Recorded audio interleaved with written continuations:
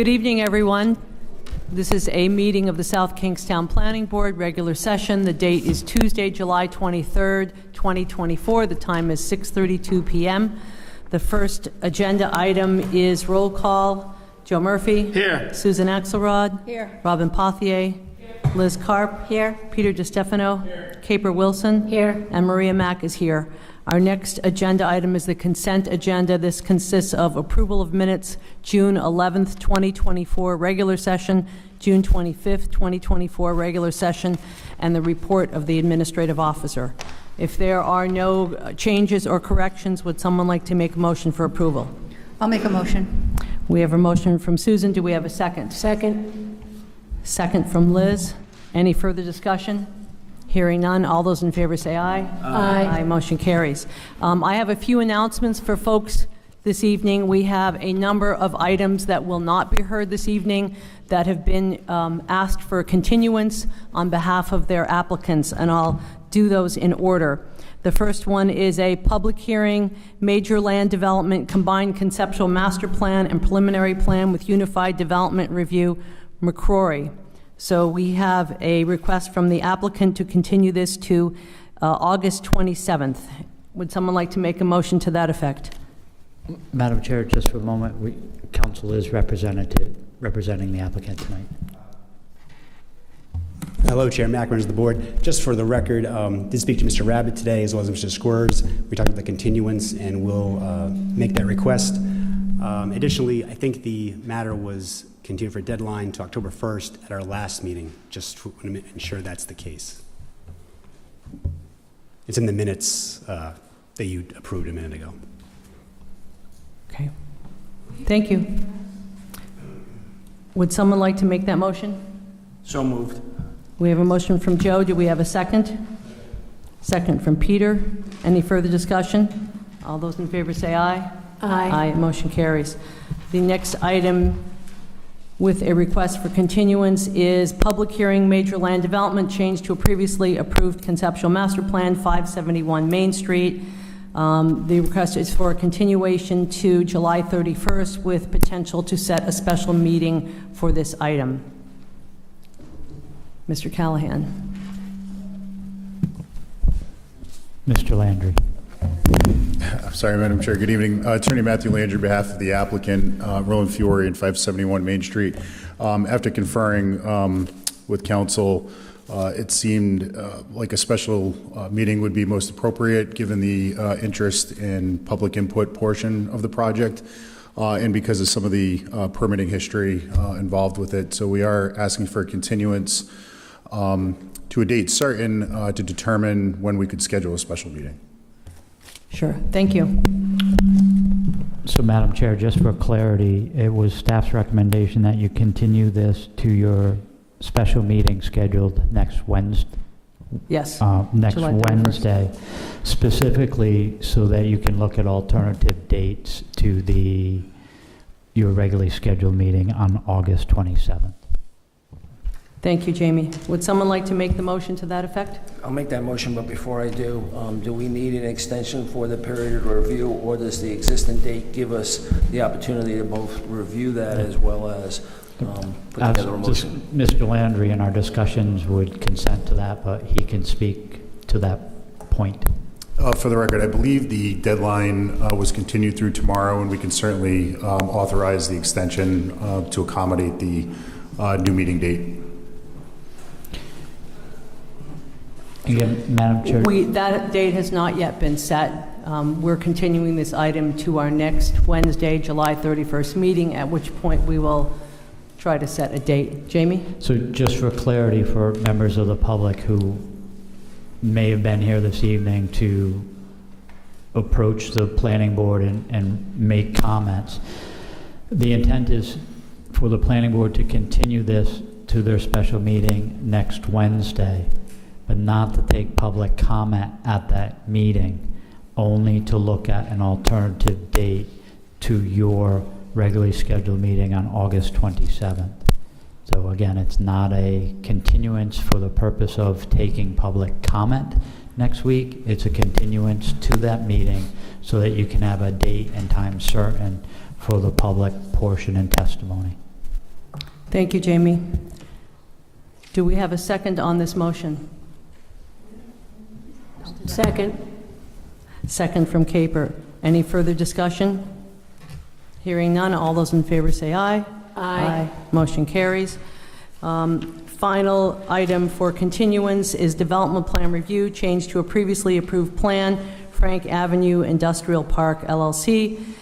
They have asked to continue this item to August 27th. I don't see a representative for this item. Would someone like to make a motion? I guess I have the same question. What is the, do we need a extension on a review period, or is the existing date? It's development plan review, so I believe there is no deadline. Okay, I'll make that motion. Motion from Joe. Do we have a second? Second from Liz. Thank you. Any further discussion? Hearing none. All those in favor say aye. Aye. Motion carries. So just to reiterate that for folks in the audience, the following items have been continued. McCrory, which is a public hearing, major land development, combined conceptual master plan and preliminary plan with unified development plan review. Public hearing for major land development change to a previously approved conceptual master plan, 571 Main Street, and development plan review change to a previously approved plan, Frank Avenue Industrial Park LLC. Somebody's got their hand up out there.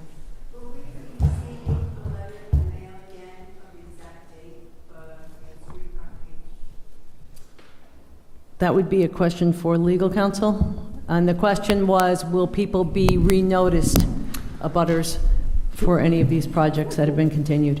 No, the notice is for the first date.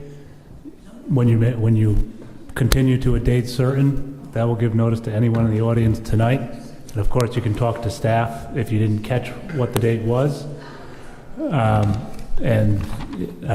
So your notice tonight of the continued date will be the only notice. There's not going to be further notice in the mail. And just to reiterate what Jamie Rabbit said with regard to item 4, 571 Main Street, the continuation of that to July 31st is to set a special meeting date for that specific project. So, Madam Chair, if there's anyone in the audience specifically interested in that application, I'd just suggest after July 31st, contact the planning department and they will be able to tell you what the date certain is. Very good, thank you. Let's continue on now to the remaining items on our agenda. Public hearing, major subdivision, combined conceptual master and preliminary plan review, the lots on Columbia. Is there anyone representing the applicant? Hello again, Chair Mack and members of the board. Thank you for your time tonight. James Callahan of Callahan & Callahan, 3 Brown Street in Wickford. Here tonight on behalf of Scott Hallberg to my right. Scott owns property located at 93 Columbia Street at Plat 57-1, Lot 195. Notably, the lot is not in any special flood area or specific zoning overlay. It's in an R10 zone and encompasses 1.05 acres. We're here tonight on a combined master and preliminary plan. Scott has proposed to turn the 1.05 acre lot into 3 conforming parcels via section 502.2 of the zoning ordinance, flexible frontage. Currently, there is 1 existing dwelling on site. The proposal would be to develop the parcel into 3 separate lots using 1 long continuous access driveway. Lot 1 would be fully conforming in that it would be 10,664 square feet. Lot 2 will be 15,454 square feet, and Lot 3 will be 19,425 square feet. So each lot will actually be above the required 10,000 square foot requirement. And in terms of consistency with the neighborhood, except for the lot directly to the south, I believe each of these lots is as big or bigger than almost all the lots in the adjoining area. Lots 2 and 3 will share a driveway with a 20-foot access easement, and that will allow for limited street ingress and egress, so the streetscape doesn't change that much, and also help with the aesthetic value of the area. And we are only requesting a waiver for the flexible frontage requirement. We appeared before the TRC in February. The project was generally well received, and Scott is here to address any other concerns. We're happy to answer any questions. Thank you. Brian, can you move it up to the next map? I think that's the yield plan map.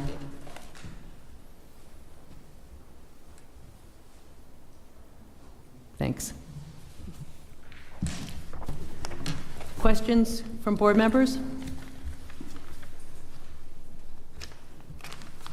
Anything else from the applicant? And then I'll see if there's any comment from the public. We just think that the overall plan is consistent with the comprehensive plan. The comprehensive plan does address flexible frontage, as does the ordinance. I think this was designed for this purpose.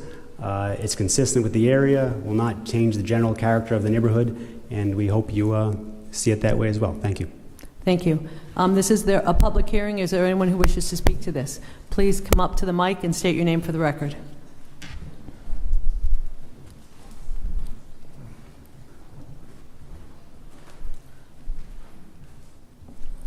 Good evening. My name is Tamara Faust. My question is, I'm wondering if the 3 lots can be further divided, or if once this has been divided, that is what will endure.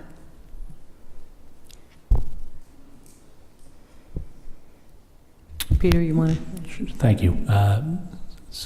Madam Chair, to that question, they could always apply to subdivide further, but as far as what's allowed under the zoning ordinance, it would be very difficult for them to get any more lots out of this, the parcel of this size, especially since they're using this flexible frontage development style where there's the shared driveway between those 2 lots.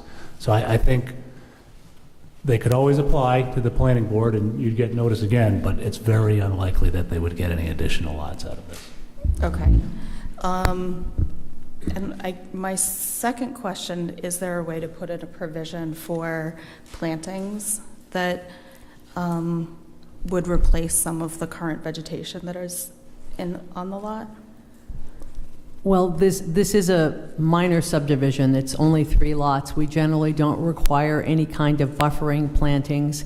And if the adjacent lots have been cleared to the lot line, then again, it's up to the abutting property owners if they wish to plant something to do so. I don't know if the applicant has any other comments on that, but that's sort of my take on this. Okay. That's all. Thank you. Thank you.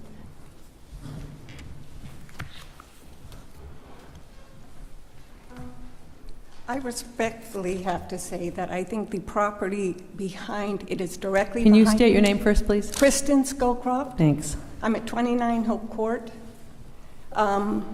The main house, I think Mr. Holberg owns that as well. I don't know if anyone has ever even noticed the upkeep of that house. But the problem is going all the way back. We're worried about emergency vehicles getting out to the main road on Columbia. Plus, we're worried about where the gate or the line that goes to our backyards, I mean, very close there. And it's saying one driveway to 3 houses. Is that correct, sir? Yes. Okay.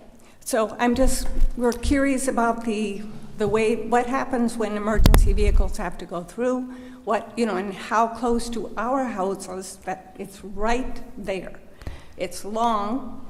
I'm just saying that it seems like they were all zoned for these, this new Cottage zoning, I think is what you're referring to, whatever yes. it was, that was never supposed to be, zoned that way. So now that's already decided that can go through. People were just asking me, the other neighbors, it's like, how come it's now, are they called flag lots, I think? It's flexible frontage provision of our zoning ordinance. And It is flexible. yes, it is up to an applicant to decide whether or not they want to pursue a cottage design or something else. All of those things are allowed within our regulations. Generally, it's preferred to have one entrance, especially for such a small project because you have less pavement, less stormwater management and runoff, and it's a better use of the site. Okay, because they were talking about the runoff with water and rain and everything Right, else. right. So it also goes right out to Avery Storty there, which, we're worried about that amount of traffic and everything. I understand 1, 2 houses, but 3, and also the upkeep. It's just that I live right there too. Understood. And as are my older neighbors, we've been there for like 25 years. Just saying, I understand wanting to do something, it needs to be cleaned up, as does the whole property. But I'm just making the point that a lot of people have had those issues, and we've talked about that. We have a lot of elderly people on the street, and the emergency vehicles and everything up there are something to consider, okay? That's all. Thank you. Jamie or Mark, you don't have any issues with regard to the access ingress for emergency vehicles, not that we design every minor subdivision for something of that magnitude. Yeah, again, with regards to access, the primary access is being shared for the 2 new lots. It's not outside the norm for this configuration within this community. With regards to the access drive and drainage and everything, I would defer to Mark Conboy, the town engineer.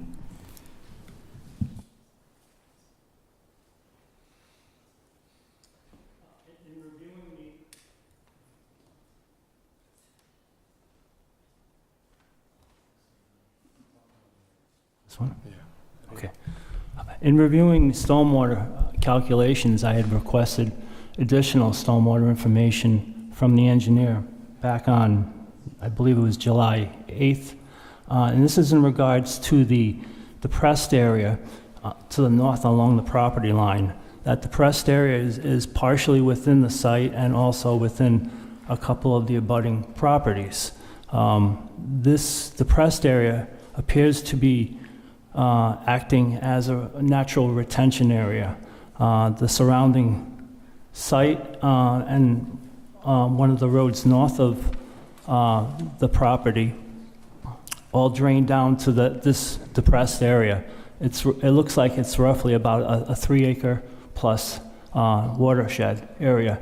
So the information that I was requesting from the engineer was an analysis of this depressed area to find out the extent of where the water would travel to, because it does not leave the site, so it's all going to be retained somewhere on the site.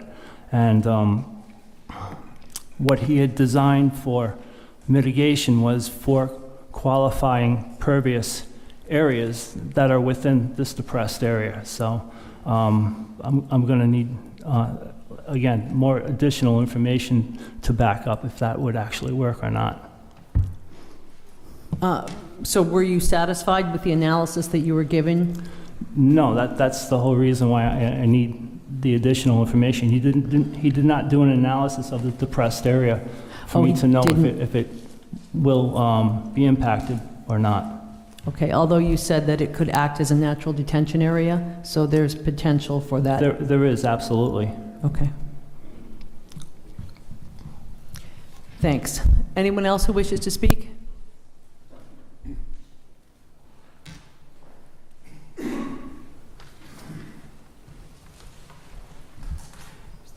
Hello, my name is Joan Doria, and I live adjacent to the property at 93 Columbia. Following up on Kristen's concerns, I am concerned, my husband and I, with the vegetation on the property and how it has been not that well maintained over the years. We've only been there for 5 years, but every year we are aggressively cutting back all of the overgrowth of shrubs and knotweed, and we are concerned that if the project goes forward, which in general we're in favor of, but we do have concerns with the driveway going along that one side of the property, which is currently where all that overgrowth is, that has not been controlled at all. I guess especially about the knotweed, we are concerned. What are there any guidelines in place for you just dig up and do the driveway and whatever might be, propagating underneath is just left to nature, or how does that usually get handled? There are actually guidelines that can be found. URI has, and CRMC have invasive management, not only folks who are managers, but they have information as to how best to manage that. And we are very well aware of knotweed and what a concern that can be.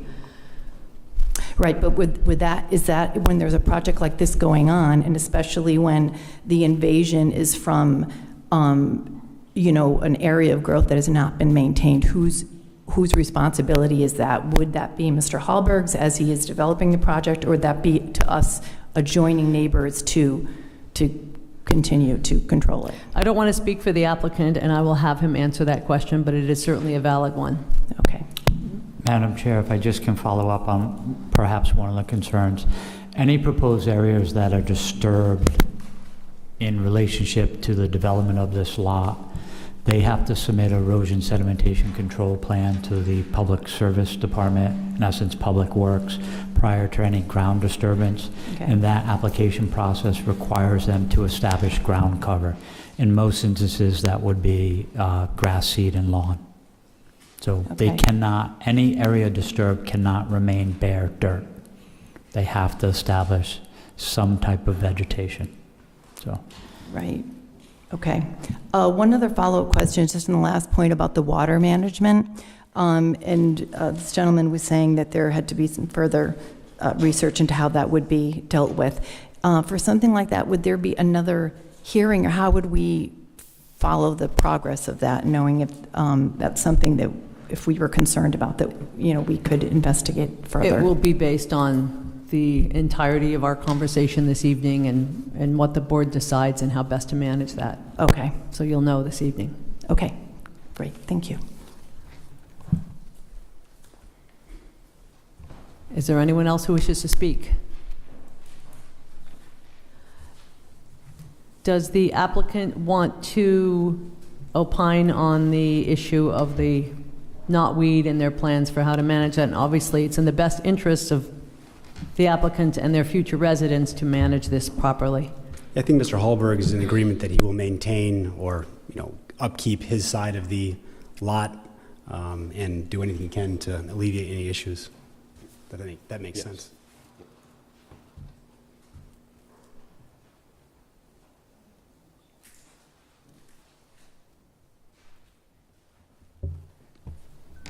Thank you. Any additional questions, comments from board members on these issues that have been discussed? Joe?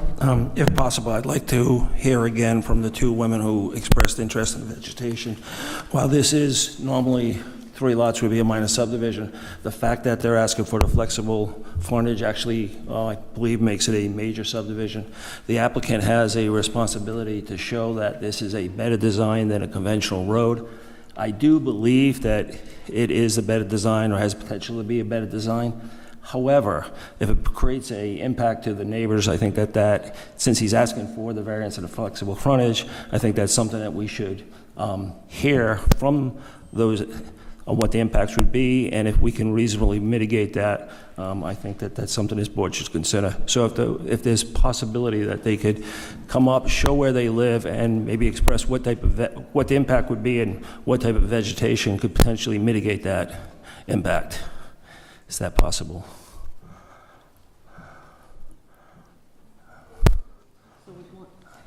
If one of the previous speakers would like to.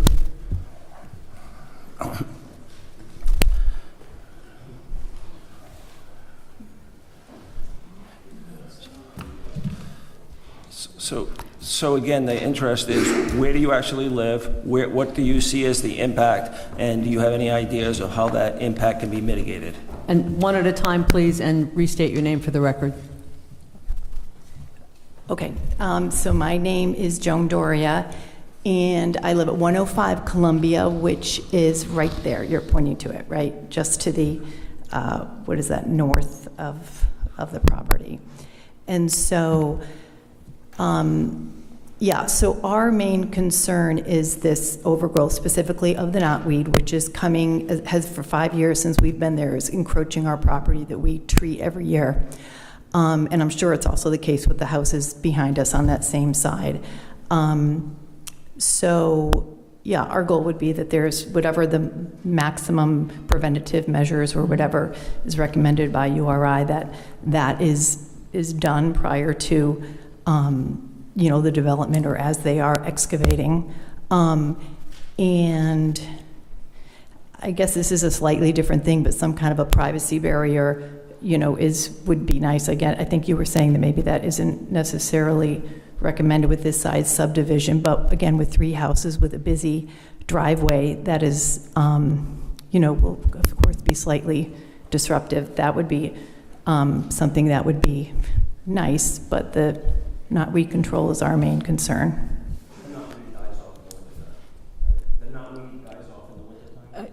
Yes, but it comes back. It's still there. It comes back. It keeps does. spreading, right? It does. I mean, we have used a couple of different methods for different over the years, and it keeps coming. So that's our main concern. Thank you. I'm Kristen Scowcroft. I'm at 29 Hope Court. My neighbor's Earlene Reels is my neighbor right next door. We abut the fence, the chain link fence. We were also, one of the questions she has, we were told that these properties would be rented, not necessarily for sale, and we are concerned because that property he does not maintain that property, and if that is the rule for the next 3, it's just going to look like hell. And we may be old and stuff, but we try very hard to keep and maintain our houses and pay for that and do all of that. I'm just, it's just a concern. If they are rented out, if that goes the way of that kind of landlord, then we would be very much against that. Secondly, the whole issue about, we're already in Horseshoe, Hope Court, because we have School Street on one side, Cleveland, and then we have Hazard, a Horseshoe. So the noise and, you hear everything because we're in the Horseshoe. So now 3 more houses there. It's going to be a little disruptive. I understand the property should be used. It is right now just a wasteland, and it has been rented out to other people in the past, some who tried to maintain it somewhat, but every time a new tenant leaves, it begins again, and it's now just a big trash lot. It's full of crap, and it's not maintained. And so that's a concern for us. Thank you. Thank you. I am Tamara Faust. I live at 82 Cleveland Street. So we have a tiny piece of an abut of the property, but speaking with my neighbors to the north, having some sort of, right now it is it's Wild West back there. It's tangled.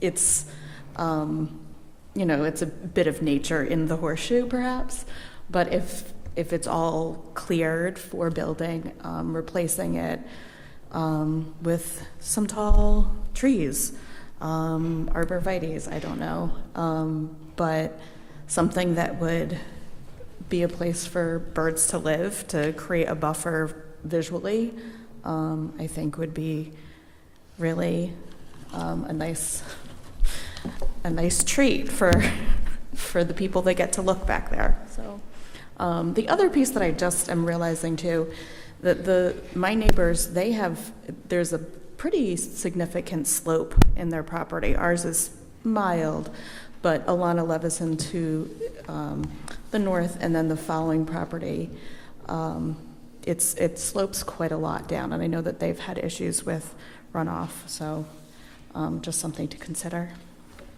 Thank you. Thank you. So a couple of things to try to sum up. May I speak? Thank you. Yes, certainly. Hi, my name is James Crane, 108 Columbia Street, almost directly across the street from the existing property. And one of the issues that I have is parking. Prior to the existing tenants that are in the property currently, there was a family of 4 that lived in the property. There was significant parking spillover that we had on a regular basis, because not only did we have the 4 cars that belonged to the adults in the property, but there were frequent guests in the house from the 2 children. So there were a total of six cars that could be there at any time. Parking, as you know, is on the west side of Columbia Street, which is the side that my property resides. And as a result, the sidewalk that I have has been crushed now to the point where the lowest point in the road is actually on the sidewalk or in the sidewalk. I found that as a result, people had to walk when there was that amount of congestion, or quite frankly, even a lot less congestion.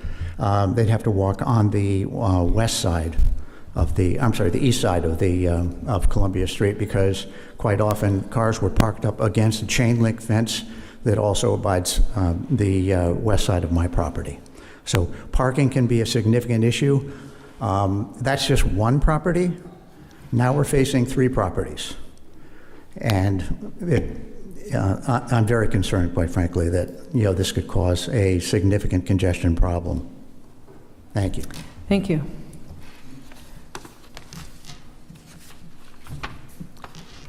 So to summarize a couple of issues, there are concerns with regard to the lack of a management plan for all practical purposes to manage the knotweed, which is something that we could ask for in our conditions. As far as planting of vegetation, that may be something that's part of the plan on behalf of the applicant, but I would also advise the abutting property owners to maybe have a conversation with the applicant and together work toward establishing some type of appropriate vegetation on their lots as well, because it isn't only up to the applicant to try to manage or plant trees or shrubs for wildlife and so on. As far as the efforts with the stormwater and the runoff, perhaps DPS can give us an idea of what steps might be possible. Is this something that we can condition that could be worked out between DPS and the applicant?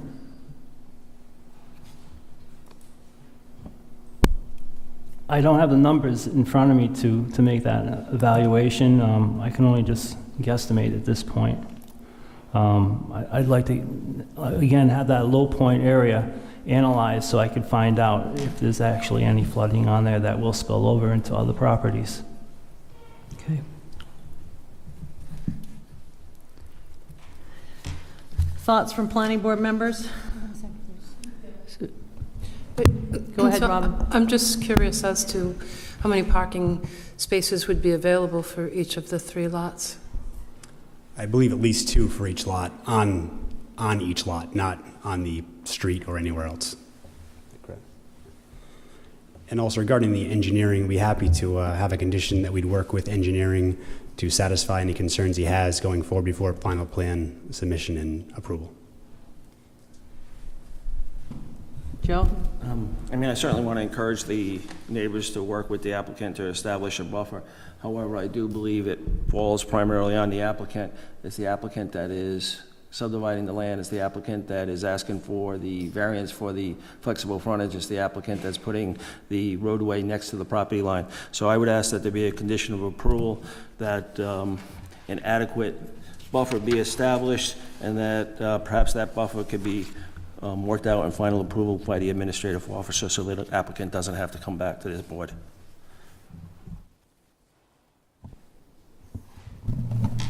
Any further comments? Susan? I would like to ask, so I think we saw this project months ago, and I'm trying to remember, was Mr. Hallberg selling lots to individuals for development? Are you developing the lots yourself? Are you selling the lots? Are you renting the lots? Could you give us a little information about your plans for the property? I just want to sell the house. My intent is to Just keep... state your name. I'm sorry, Even though we know who you Scott are. Hallberg. My intent is to just keep the land for a future use. I don't know what I'm going to do with it. All I want to do is sell the house. Sorry, so you're subdividing into 3 lots and then selling one portion of it, That's correct. and then sitting tight with the other pieces? That's correct. Okay. So if we condition, sorry, I'm trying to understand, if we condition this, does that condition, for example, the knotweed control take effect now or when the lots are developed in the future? Like, how does that, if he doesn't develop the lots for 10 years, is that when the conditions kick in? I'll have council weigh in on that, because Yeah, again, just going to ask for that. it's a unique scenario where development may not be imminent, and requiring a developer to deal with a condition that isn't necessarily associated or a result of the development proposal. It's an existing condition, so I'll let legal weigh in on that. So any conditions that you put on your approval decision will be recorded in the land evidence record so that whenever the lots are sold or developed, the restriction would follow to the new buyer. As for when it would be implemented, I think ultimately it would be implemented when someone purchases the lot. They would need to develop it in a way that complies with the conditions that that you impose on it. With regard to having it remediated more promptly than the lots are sold off, there's not really a good way to require that, because as you know, there may be an extended delay between your approval tonight, if you were to approve tonight, and approval tonight, and the final plan appeal, the final plan submission and approval. So ultimately, once the conditions take effect, will be as the lots are sold to the new buyers. They're going to need to comply with the conditions when they develop the lots. Thank you. So is it my understanding then, Mr. Hallberg, that you may sell these 2 lots individually in the future to separate buyers for development at some point in the future? And I think we talked about this back when, about if in case you did do that, how does that infrastructure become part of the lots? Could you remind me how we left that? We did discuss that at TRC back in January, and I think DPS and James and I had agreed that when the time comes that we bring the utilities into, for both pieces, into the property line at the same time, not one then another. Does that answer your question? I think it does. Yeah. Thank you very much. Yeah, you're welcome.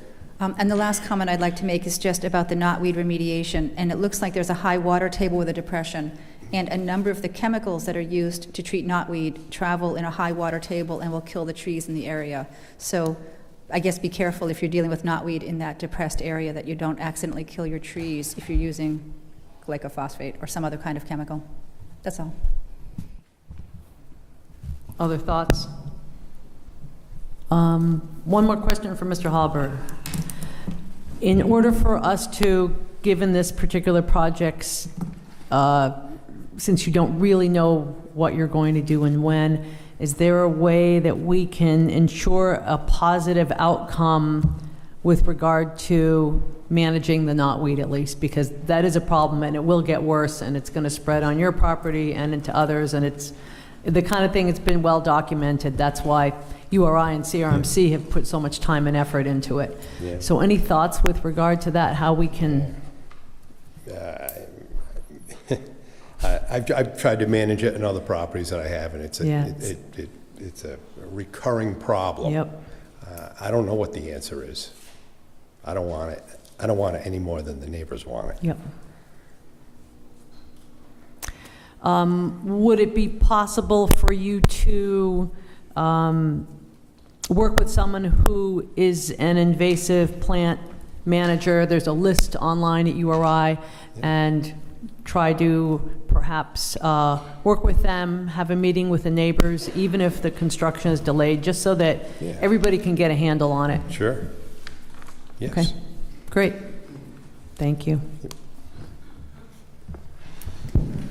Madam Chair, Yes. Again, Jamie Rabbit, Planning Director. I think with regards to some of the discussion tonight, terminology associated with adequate landscape buffer for a 1 acre development with one existing house lot and 2 other houses with a yet defined location would be difficult to do. We're also buffering against abutting lots who chose to clear all of the vegetation up to the property line. So the only vegetation that remains buffering them from potential development is vegetation on someone else's land. So without any clear direction, the planning board's idea of landscaping and buffer is difficult to quantify. And I'm not disagreeing with Joe's intentions for buffering and landscaping, but do you buffer on the properties that chose to cut all the landscaping down to their property line and require the new developer to buffer their property when the neighbor cut everything down on theirs? So I think from my perspective, if there was a defined plan as part of the application process that was reviewed and approved, would give clear direction to staff at final of when and where this would occur. Also understanding that these lots may be sold independent of each other. So, Joe, as an instance, if the second lot, right, in the middle gets sold, what are the buffer requirements for that person who buys that lot? And at what time are they installed? And then, do they do it all at that time, or does the second owner do it? So I think without a clear, definitive plan, it's going to be difficult for the administrative officer to clearly articulate to the developer what's acceptable. I mean, based on a testimony from the neighboring property owners, I did not see how the second lot had any impact at all. It is the lot towards the back and a lot towards the northern property line. The vegetation would have to be along the northern property line, which fits clearly within one lot. I don't see why an applicant cannot show, or we cannot require, vegetation right along that line, which can be established when the lot is ultimately developed and the roadway put in.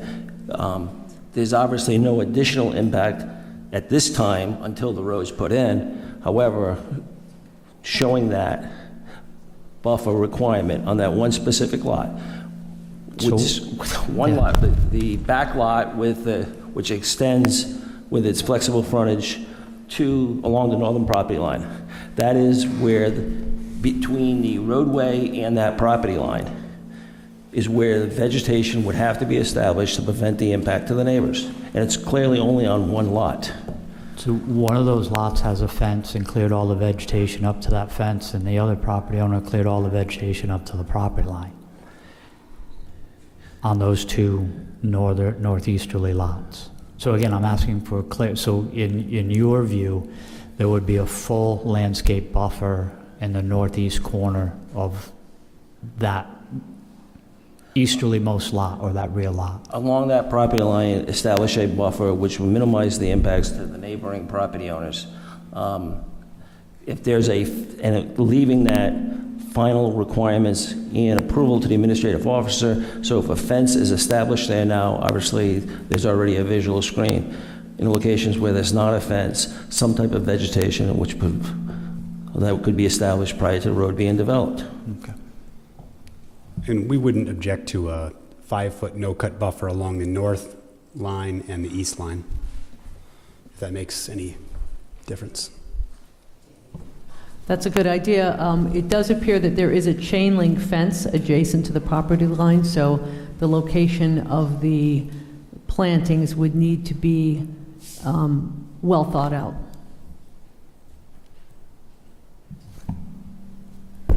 But a no-cut buffer of the knotweed and the honeysuckle and the bittersweet would be not a good thing. Right, we understand that's an issue, but we're not sure how to address that at this point. Jamie, Would it be possible to add language relative to establishing an appropriate buffer of natives that are in keeping with management of invasives such as Japanese knotweed, so that there's a little more clarity to the condition?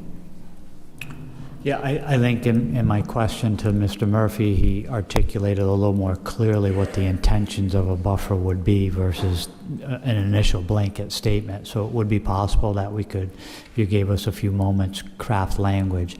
I'm not sure that Mr. Convoy, as the town engineer, would necessarily be comfortable, or the developer, with a condition that, in essence, said whatever the town engineer wanted with regards to the drainage, the applicant had to do, because that would be as open-ended as that condition would be, versus the applicant submitting something in the next few weeks that the town engineer could review, approve. We could even solidify some of the buffer areas and treatment to that buffer and really nail down what needs to occur on the site, and perhaps not even have to address those two conditions except for when they occur, right? Drainage improvements need to occur prior to their development.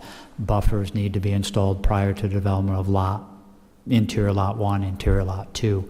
But the nature, size, quantity, areas associated with those two items would all be vetted in the next 4 weeks. So if the applicant could weigh in on that, that would be appreciated. Yes, Mr. Callahan was nodding his head, so I'm hoping that he understands the conversation and is in agreement. Correct. Okay. Again, if we can make it as simple as possible without always attaching conditions that, I don't want to say are open-ended, but subject to interpretation, and we can make it more definitive, our motion gets smaller, although it causes a 4-week delay. As long as the location is clear enough that the middle lot, it's clear that they have no requirements on them, and the upper lot, it's clear that they have a requirement to establish that buffer along the neighboring property. That's. We can work that into the discussion of any revised plans with the applicant. So Jamie, are you going to give us language to that effect? I think what the applicant is nodding is that in the next 4 weeks, they would submit revised plans addressing the drainage and the buffer requirements, and that you would table it this evening, and there would be a motion very similar to the one before you, but with, in essence, solidifying deliverables with regards to drainage improvements and buffer landscaping installations. So.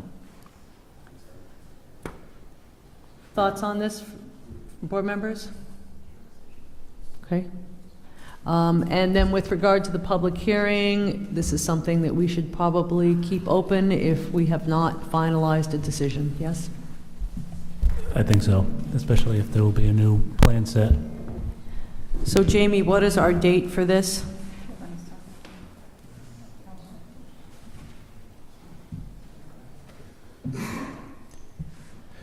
The August meeting date is August 27th. Jamie, that's correct that works for scheduling? I just clarify, the applicant just had a concern to make sure if you continue this to keep the public hearing open so that they can submit revised plans. Right, So yes, again, that was just a question Yeah. as a sidebar. So the second question is with regards to ability and timeframes to act. Was that the outstanding question? Just the date. The date of our next meeting Yes. is August 27th. August 27th, and that Correct. works for. Yes. If there are no further comments or questions, would someone like to make a motion to continue this item to our August 27th meeting? So moved. Motion from Liz, second? Second from Peter. Any further discussion? Joe? Okay. All those in favor say aye. Aye. Motion carries. Thank you, folks. Thank you.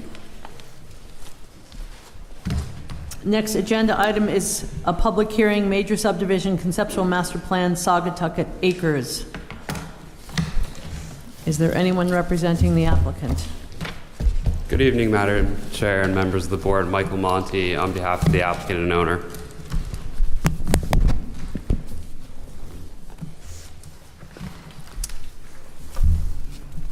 So as the board is aware, this application was continued from the meeting in June for further master conceptual plan in order to take a look at the engineering and the configuration of the lots on the proposed development. Those were submitted approximately 10 days ago, and I think they should be available in your packets and on the board as well. I spoke with Jay Parker this morning to confirm that you did in fact have those in your packets. Is it available to have them on the board? Okay, thank you. And yes, we do have the revised plans. Thank you.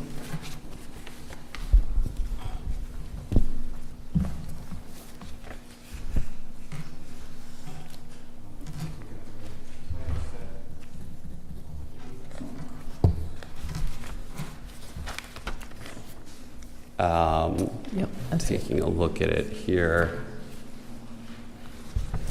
The revised plan set has a second curb cut on Sagatucket Road. And there is also more of a curvilinear driveway on the revised plans, I believe. That is correct. Madam Chair, just for clarity, as counsel for the applicant has stated, that may be it, Brian? That does look like it to me, yes. So again, one of the primary differences between what you've seen last month is the applicant was proposing to do a more curvilinear driveway.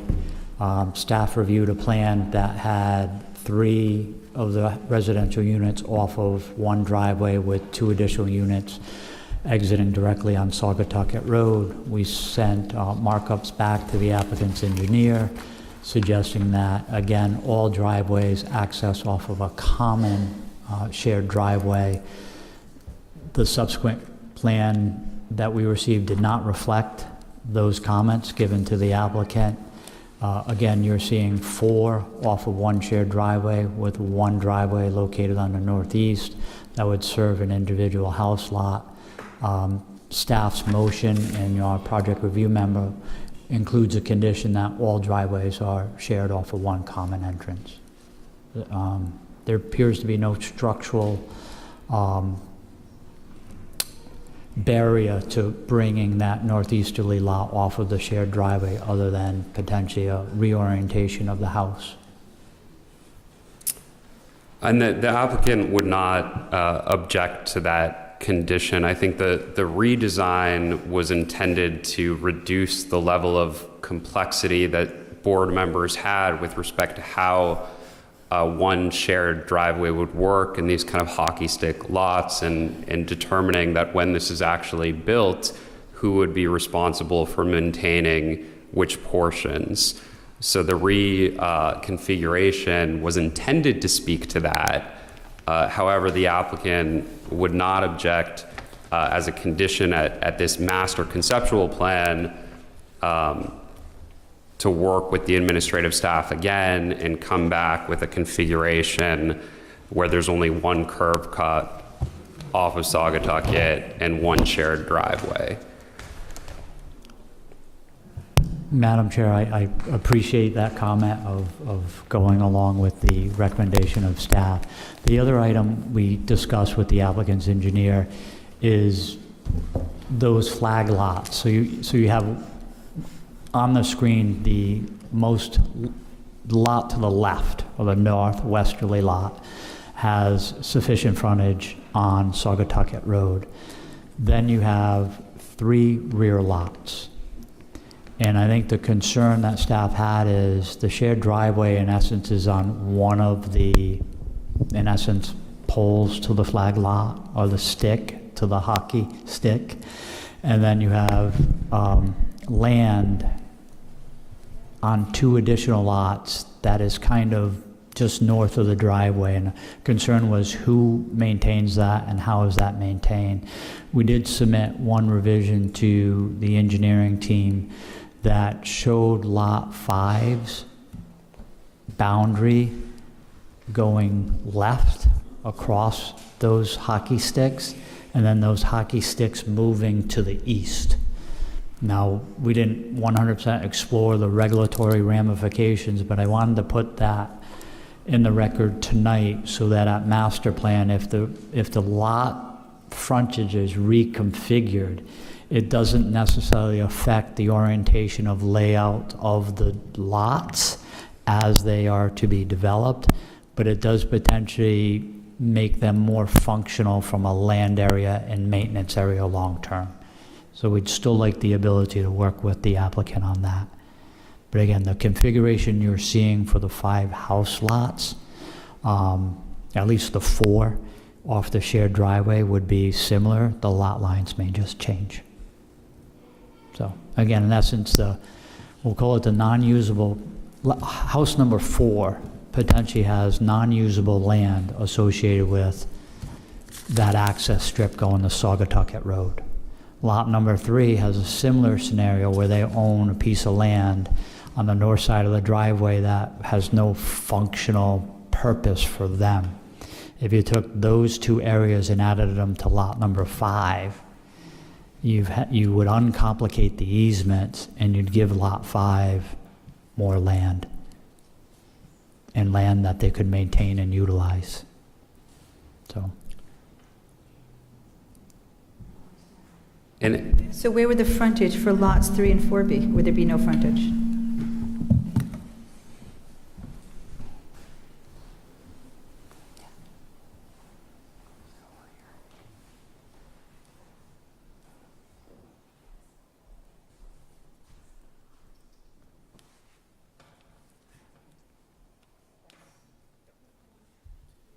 And if I have Chris Duhamel, the project engineer, with me this evening, he can briefly speak to these matters as well.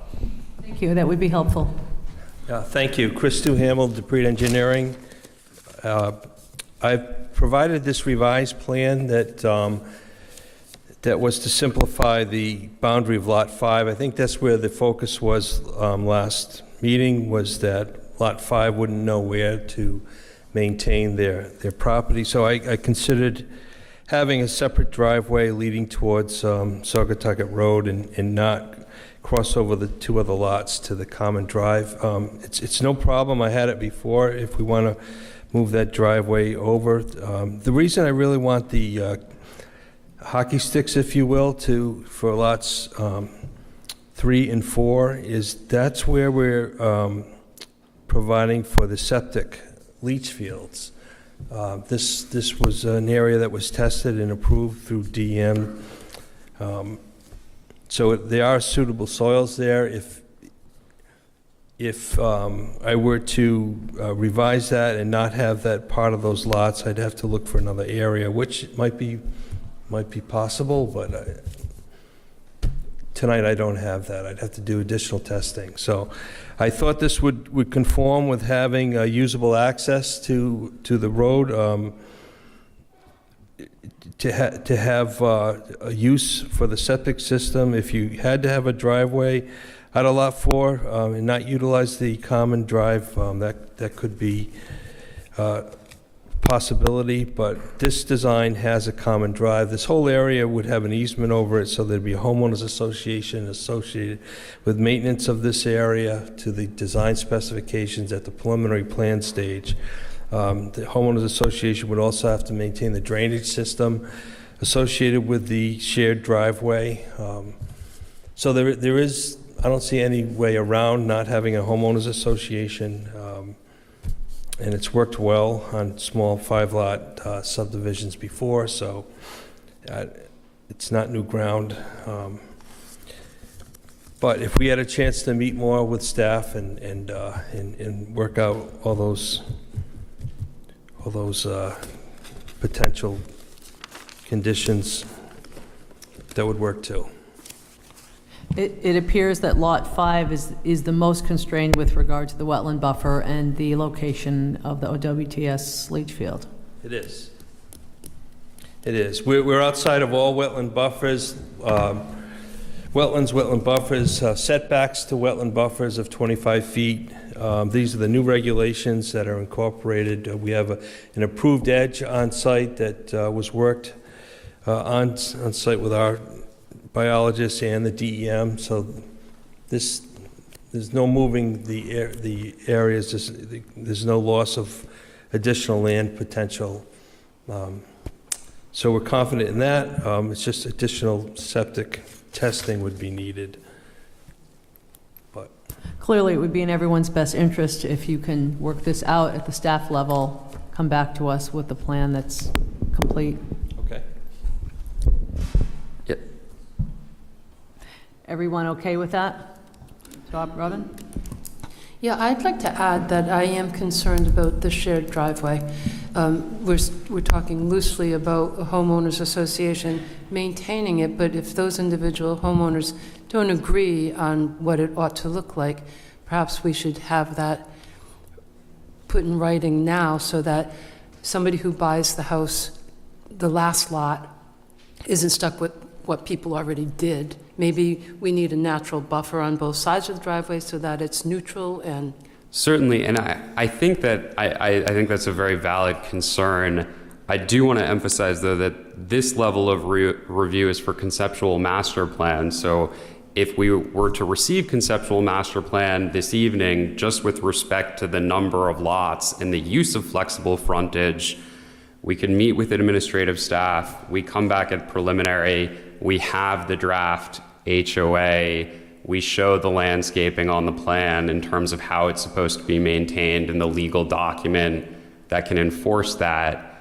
But I think that that's just premature for this level of review. I hear you, but it certainly seems to be an important part of the concept. Certainly. And Robin, that could be a condition going into preliminary. I think that would be wise. Yep. So Madam Chair, with regards to that, we do have in our staff memo recommended conditions, and item number 3 deals with the aspect of the shared driveway and necessary language associated with that driveway easement and the functionality of that.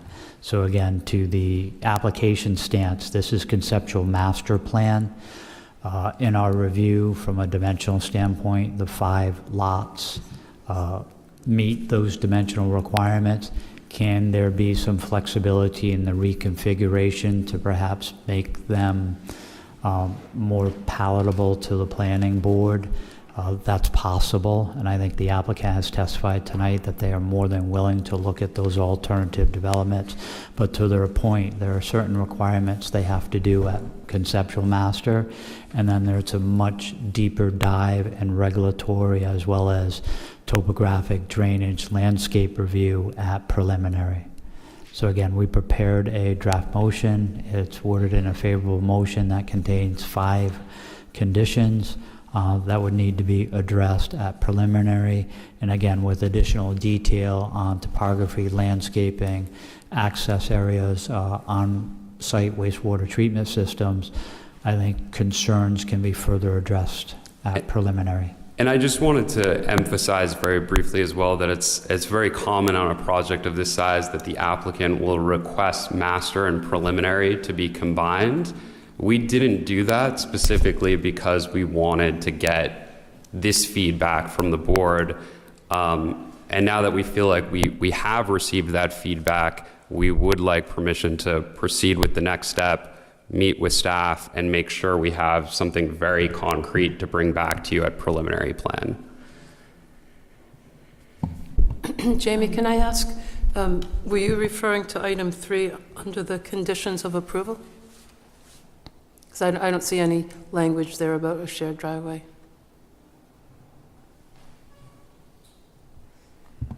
In there was the easement language associated with the shared. It's in the 3rd or 4th sentence. So again, maintenance, so any easement language necessary to allow for the functionality of that shared driveway system would be addressed and reviewed by staff in consultation with legal. And Jamie, with regard to our previous discussion,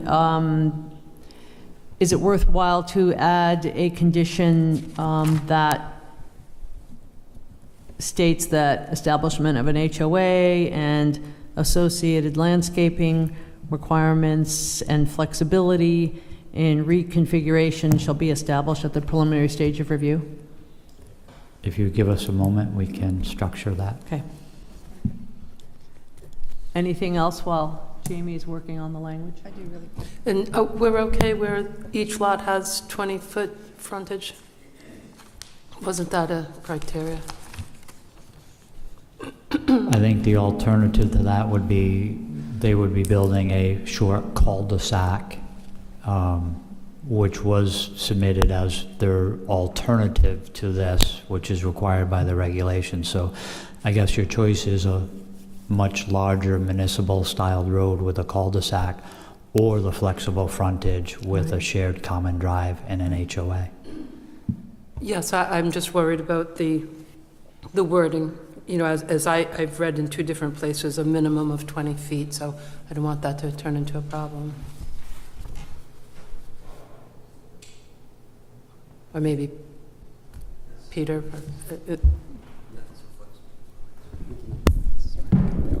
Yeah, I don't think that would be a problem.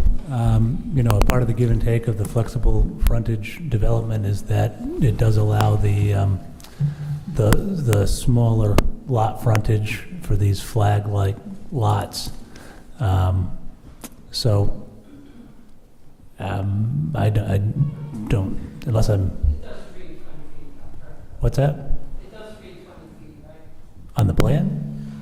I believe so. Subdivision on any public or approved private street to a minimum of 20 feet. The planning board can waive the criteria down to a minimum of 20 feet, is how I read it. So yeah, just making sure that's not a problem in the long run. Do we have 20 feet? Yes, we do, Robin. I think a lot of municipalities, for instance, that 20 feet just needs to be a connection to the road. It could all be wetlands. It could be ledge rock outcropping where functionally it couldn't support a driveway. It's just a dimensional requirement. And that's why we looked at flipping that and adding acreage to lot number 5. Okay, thank you. I just remember we talked about it a little last time, and I just wanted to make sure we ended up where we were supposed to be.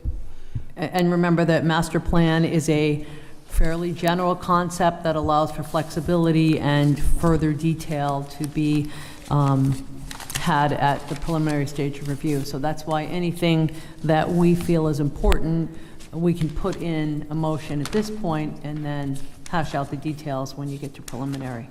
It's the general thought anyway. So Jamie's going to come up with item number 6. Susan? So I would just like to take a minute to acknowledge that I thank you for pivoting these houses so that they face Sagatucket Road and making sure that there's front-facing houses on Sagatucket, and that's been noted, as well as your efforts to save the few trees along the driveway. So I appreciate that effort that you've put into these plans. Thank you, that's appreciated.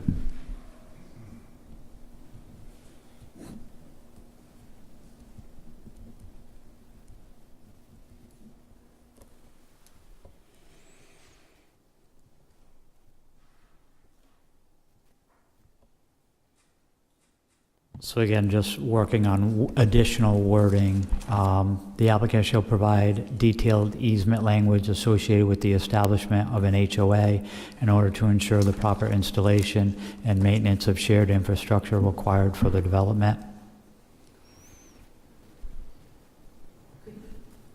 Could you just read that again a little slower? Sorry. I was reading as fast as I was typing it. The applicant shall provide detailed easement language associated with the establishment of an HOA in order to ensure the proper installation and maintenance of shared infrastructure required for the development. The second item is the applicant would also submit a landscape plan associated with the proposed installation of the shared driveway and frontage lots.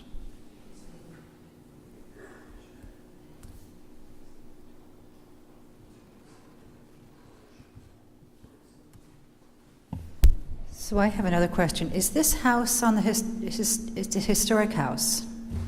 Is that in our town inventory of historic properties? And do we want to have the HDC have a chance to photograph it before it becomes demolished? Like, I know it's an old house. I would defer to Mr. Wagner.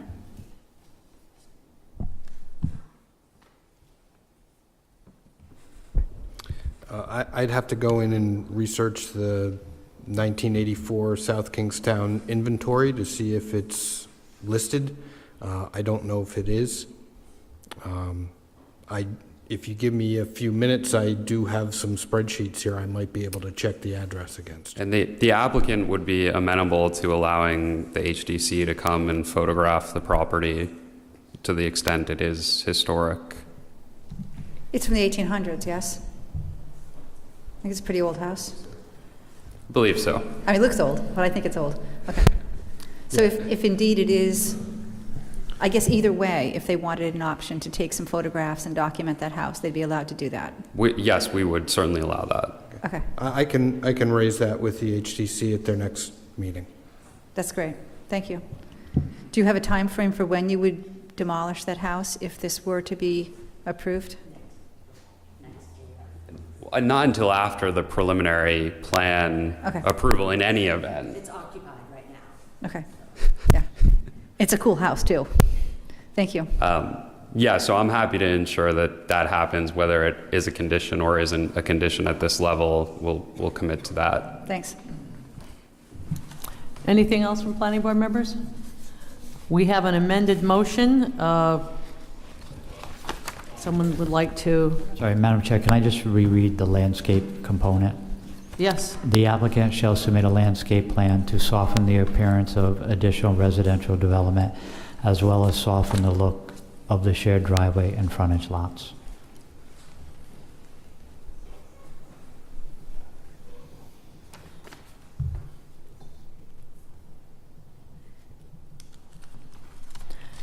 And that would be, you would say at preliminary? Yes. And all of that would be accomplished at preliminary. Yes.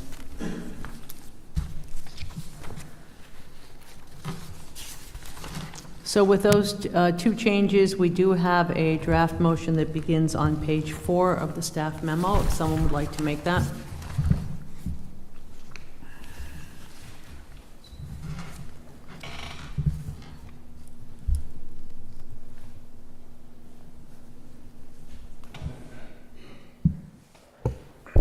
I'll make that motion.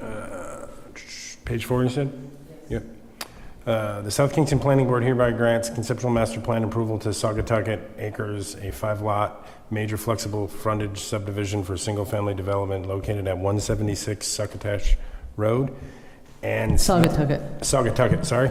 And Zito applicant, Joseph Charpentier, owner.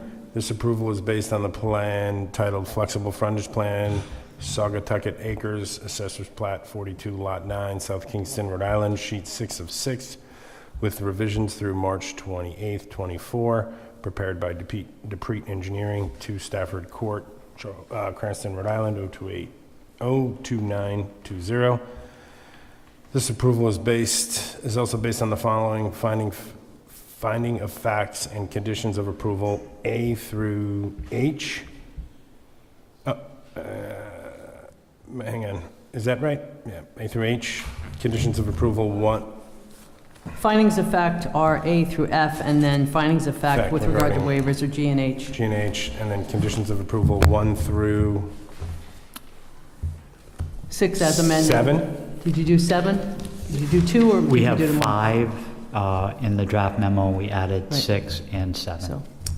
7. And if I may briefly interject, and I believe I informed the solicitor's office, the property is presently owned by JAE Mills LLC, a limited liability company that is controlled and owned by the owner and applicant. So to the extent that's relevant, I want to reemphasize that. Thank you. We have a motion from Peter. Do we have a second? Second from Liz. Any further discussion? Hearing none, all those in favor say aye. Aye. Motion carries. Thank you for your time.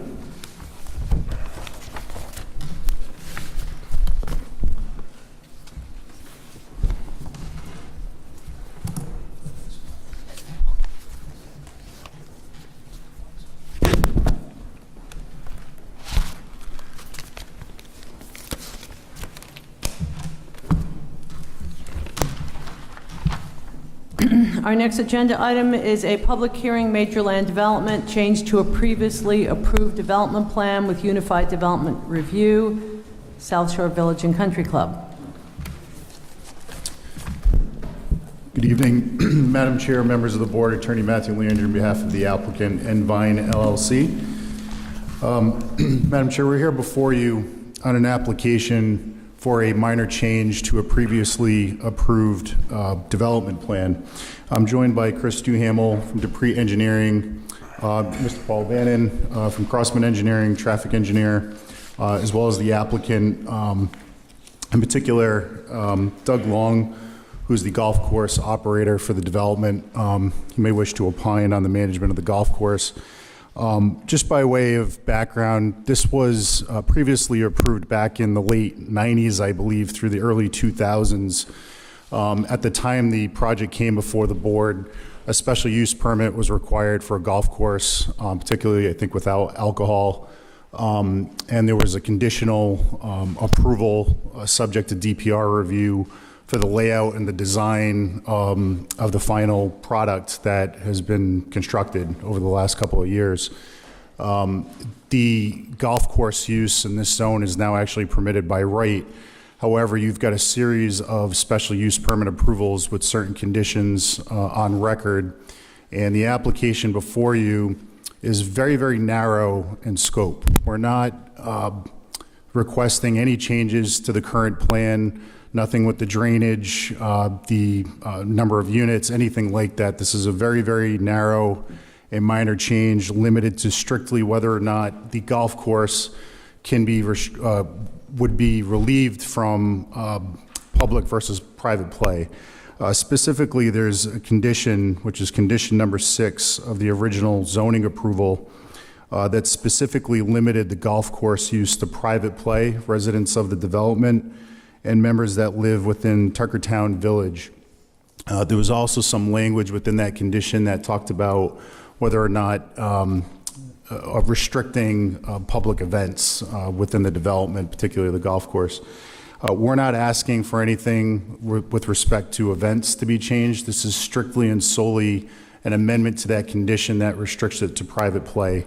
We're asking that that restriction be relieved and amended to allow public play. For reasons you'll hear, opening it up to public play will ensure the long-term viability, economic feasibility of the project, and would encourage public play. But we have asked Mr. Bannon to address whether or not there will be any traffic impacts by allowing it to go to public play. The golf course is managed by a separate board of directors. They control how that membership works, tee times and things of that nature. During the TRC meeting, there were a couple of points in that regard, specifically with traffic and the impact of events.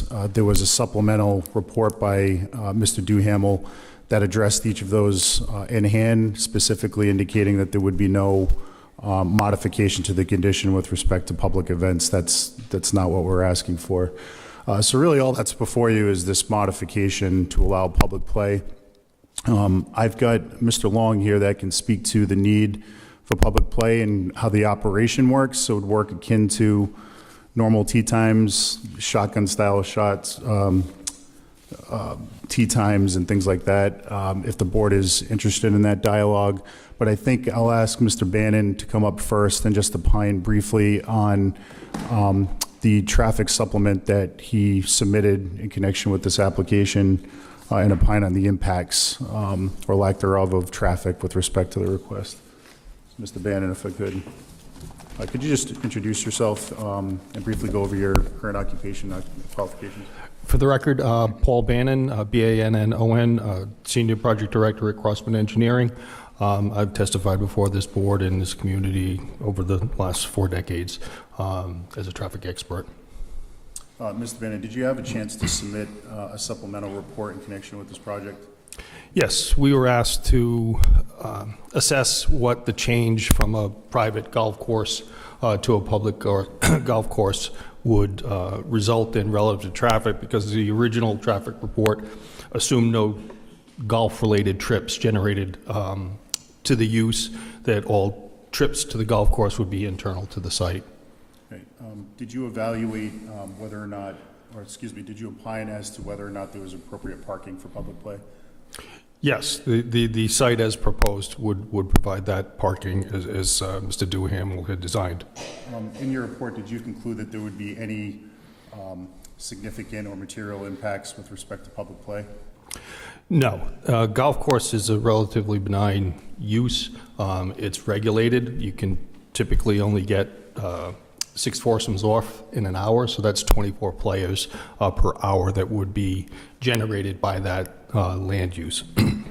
We were asked to assess a worst-case condition weekend with a shotgun start type event, which would yield 2 golf groups on each hole, which would be 72 golfers on the golf course. We took it to the next level and said, okay, if there was a double shotgun with a morning tournament and an afternoon back-to-back tournament, that would be 144 golfers.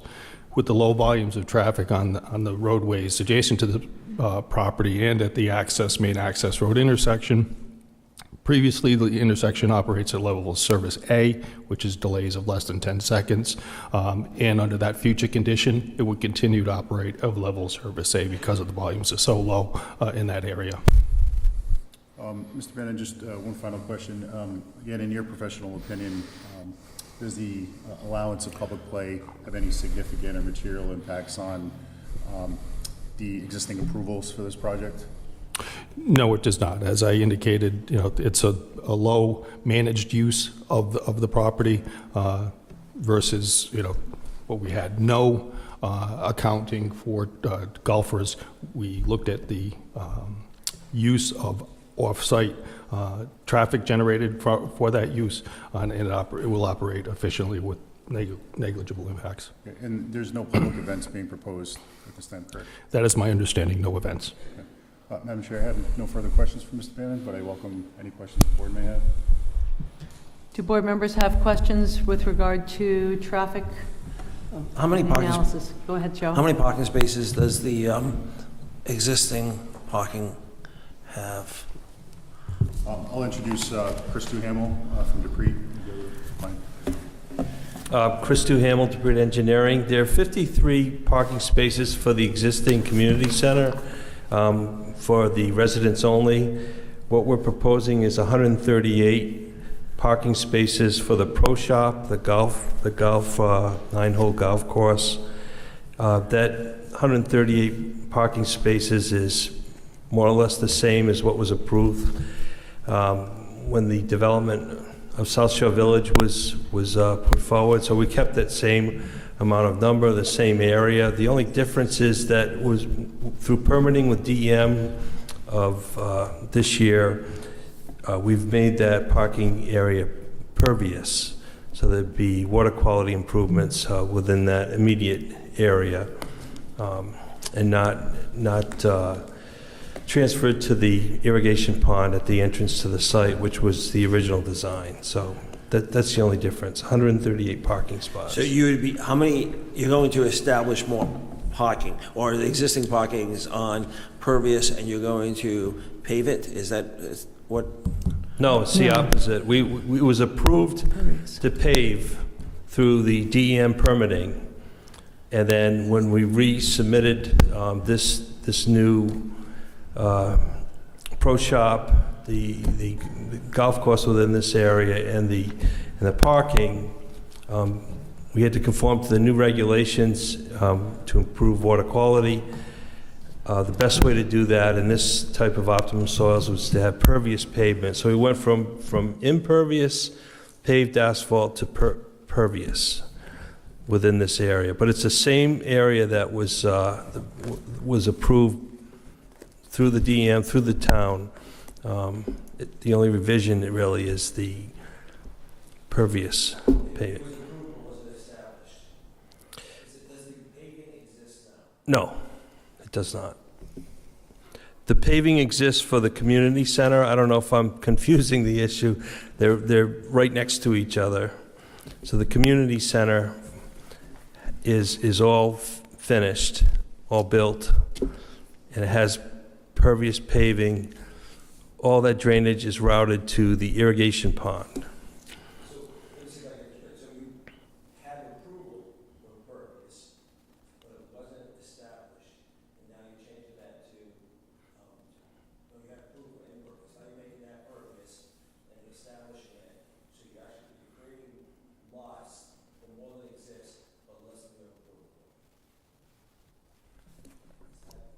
I don't know that I understand that. We're not creating any new lots, if I understand. Could you that. just restate your name and speak a little closer to the mic, please? So Attorney Matthew Landry for the applicant, we're not creating any new lots. There's no change to that, so I'm not sure if there's just a misunderstanding in the impervious surface area.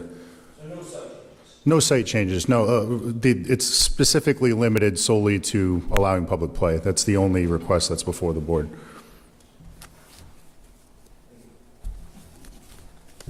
Robin? In terms of the traffic study, what would it take to change this from a level A? I mean, you know, what is it, 285 houses went in, and that didn't change the level.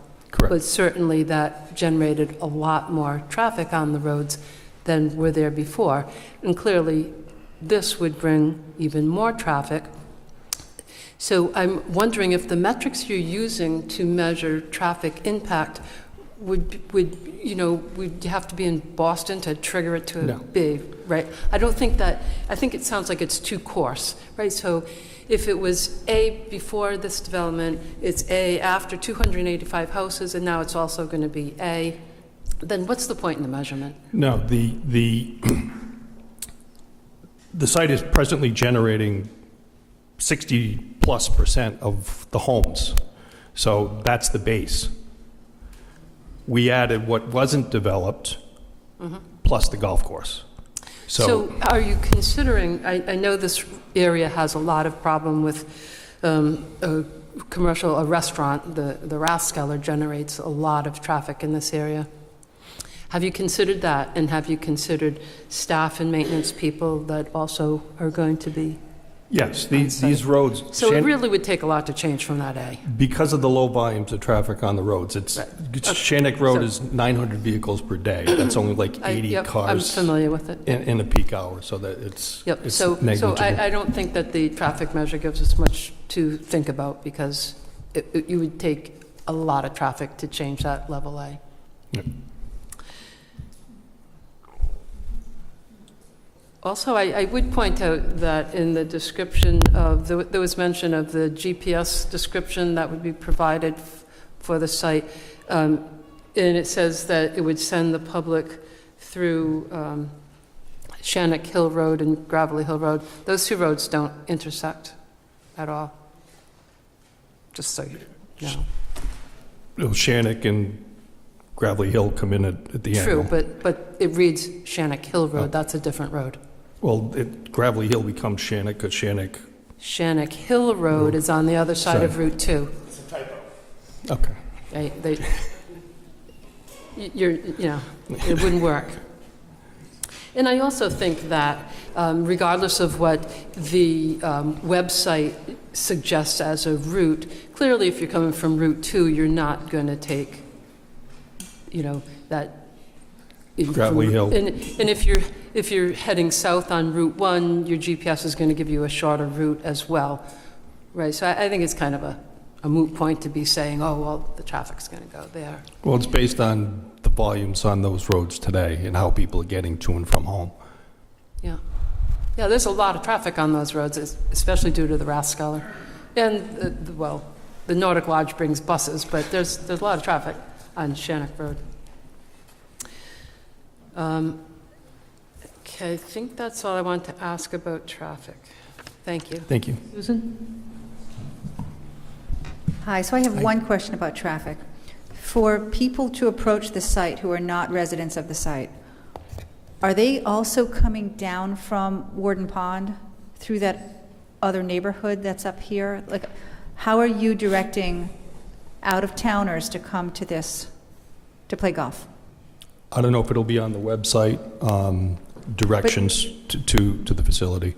Can I get to it from, is it Leisure Drive, that neighborhood to the north?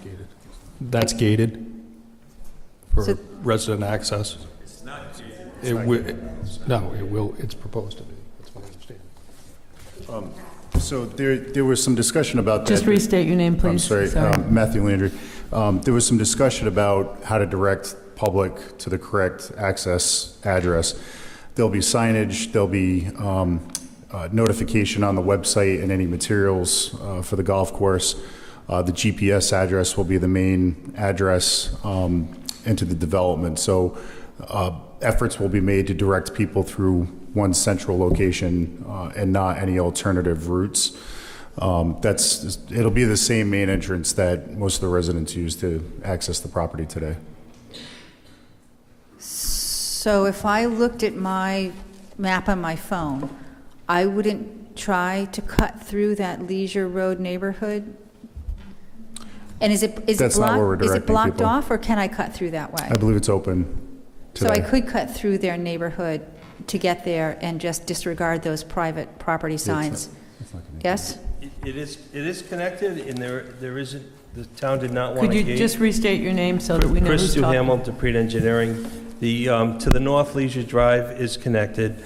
It's through the mobile home park, and it's not a major route. So the GPS, the clients have made a considerable effort to register how to get to Southshore Village, and they've utilized 40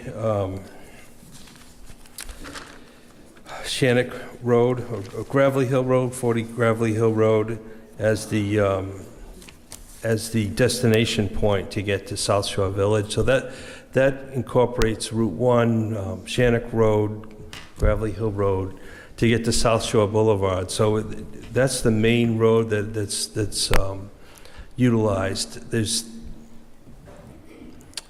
There's no benefit to go through Leisure Road with the construction the way it is. There's no benefit to go from Sand Plains Trail with the construction that it is. So from a practical point of view, it took a lot of effort to change the GPS directions when you plug it in on your phone.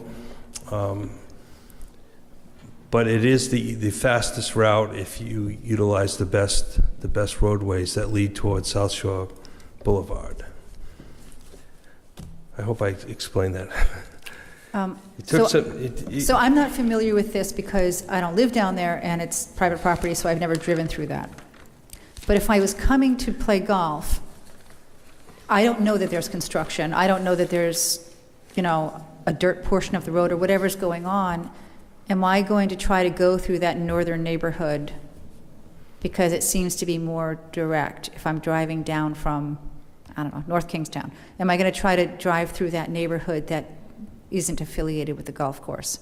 And if I am going to try to do that because I don't know how to get there, what can we do to relieve any pressure that's going to happen to that neighborhood? Yeah, so GPS now is what I think everybody follows because it's so convenient and easy, and it gives you the best routes. It's not always the shortest route, but it's the quickest route. So it's not going to bring you down Sand Plains Trail because of the construction mainly being a gravel road. It's not going to bring you through Leisure Drive because it's a small neighborhood. Even if it were a public road, it would be a small neighborhood road. It wouldn't be as clear sailing, if you will. So it brings you through the. It brings. Well, the testimony can come after this, but again, the client, the developers, they want to have access through Gravelly Hill Road. Doug's here, he's going to help me. Shannock Road to South Shore Boulevard, because that's the best look. Please expand. All right. I'm Doug Long. I'm the manager of the golf course. So over the last year plus, we've had a number of meetings with the folks from Warden's Pond, probably at least a half a dozen meetings.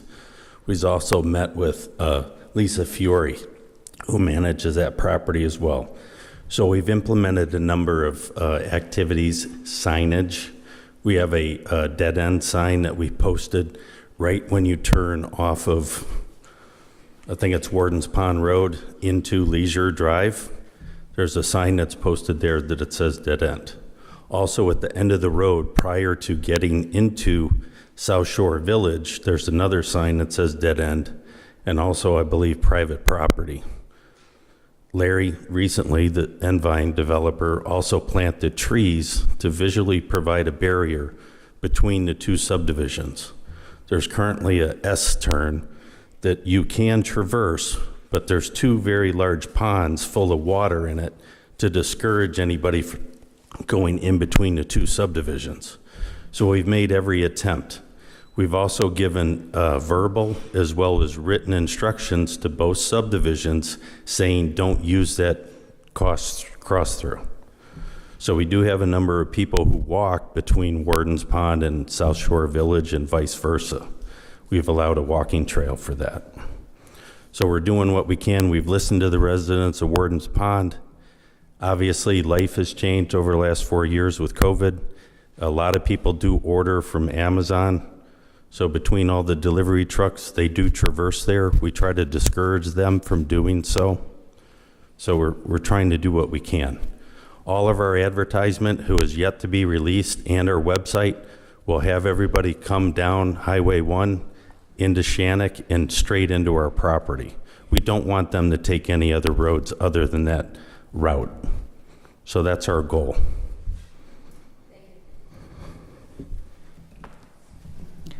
Other questions related to traffic from anyone? Robin? Sure.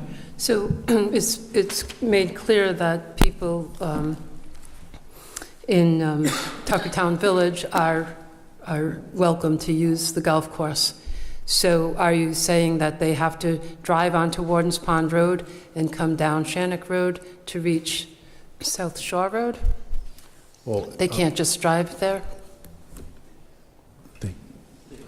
Yes, that's not being, Chris Duhamel, Deliberation Engineering.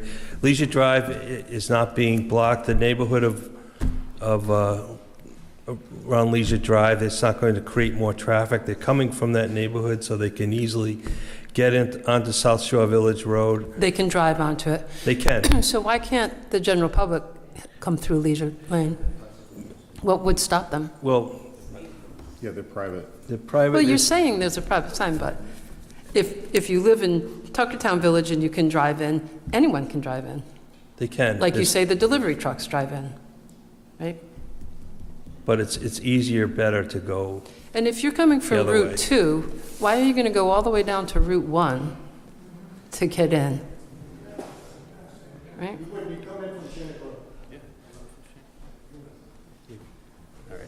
You're right. I'm Doug Long again, the manager. So we have tried over the last year and a half in order to have the conversation. We do have a number of golfers who live in Warden's Pond subdivision, and they have a quandary because their adjacent residents don't want themselves to go through that area either. So a number of them have driven, it's almost like 6.5 miles to go all the way around in order to come in the front entry. So we're working on that. So we're trying. We have open dialogue with them every month. I'm always available to chat with them. We're doing what we can. Mark, do you have a concern with the traffic information you've heard? No, I have no concerns over it. And no one else at the town does? No. Okay. Anything else with regard to traffic? Folks, you'll get an ample opportunity to speak after the applicant is finished with their presentation.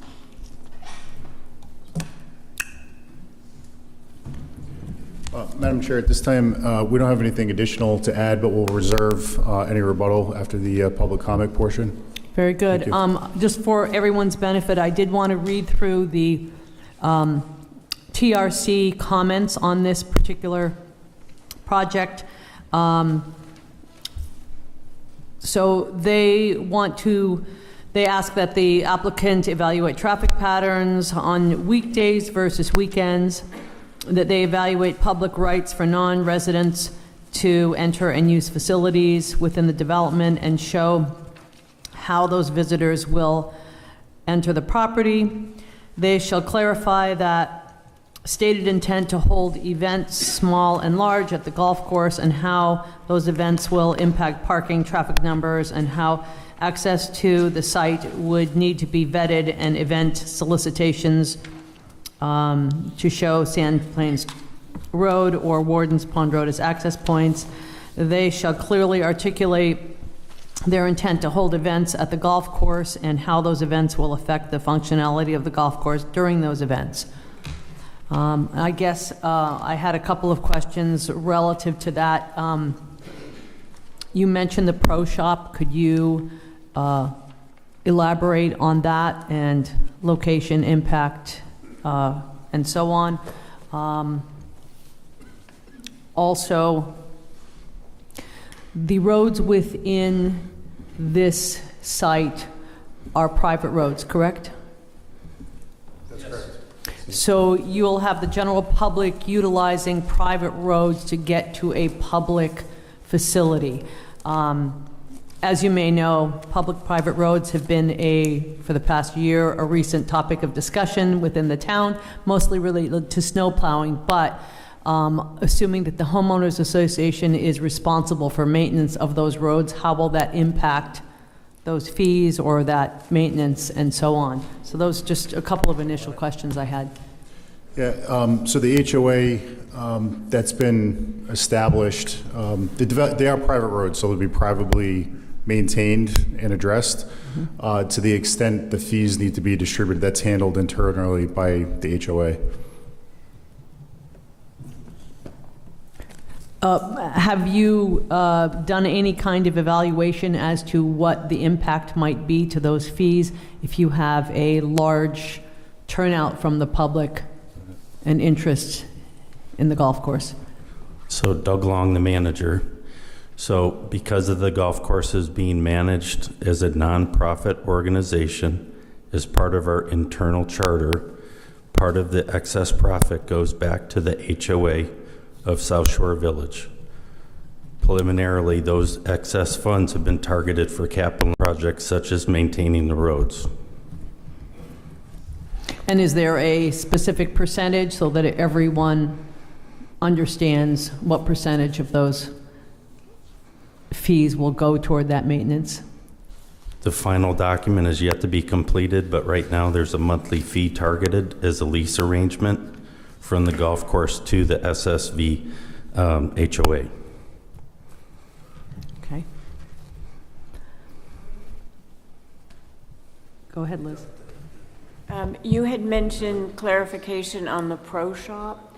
I'd just like to add to that. It would be nice to have clarification on all the non-golfing, the social property facilities. Just to clarify, you're looking for your clarification on the non-golf? Right, there's a pro shop, and then there is a mention of property facilities with regards to social functions. So could you give us some description of what you're looking at? Can you do me a favor and zoom in on the clubhouse area on that map, please? It's a community center reserved for the homeowners within Southshore Village. It's not a clubhouse for you might equate with a golf course, or it's exclusive to the Southshore Village homeowners. And if the golf course as a public facility takes off, do you think that there would be interest in using that clubhouse for social functions relating to a golf tournament? Not Doug Long, again, the manager. So the private community center for Southshore Village is for the residents only. Residents of Warden's Pond are not allowed to utilize that facility either. They're only allowed access to the golf course. The clubhouse that's currently under development right now, the pro shop's about 400 square feet. There's a entry and a vestibule and the 2 restrooms. That's the clubhouse facility right now. I'll just add to that condition number 6 includes a provision that it can't be used for public play or public social events, and we're not proposing to amend that portion of the conditions, strictly just the golf course play. So if you have a tournament, then how will you organize the gathering? Will you set up tents, or, I mean, have you thought of that?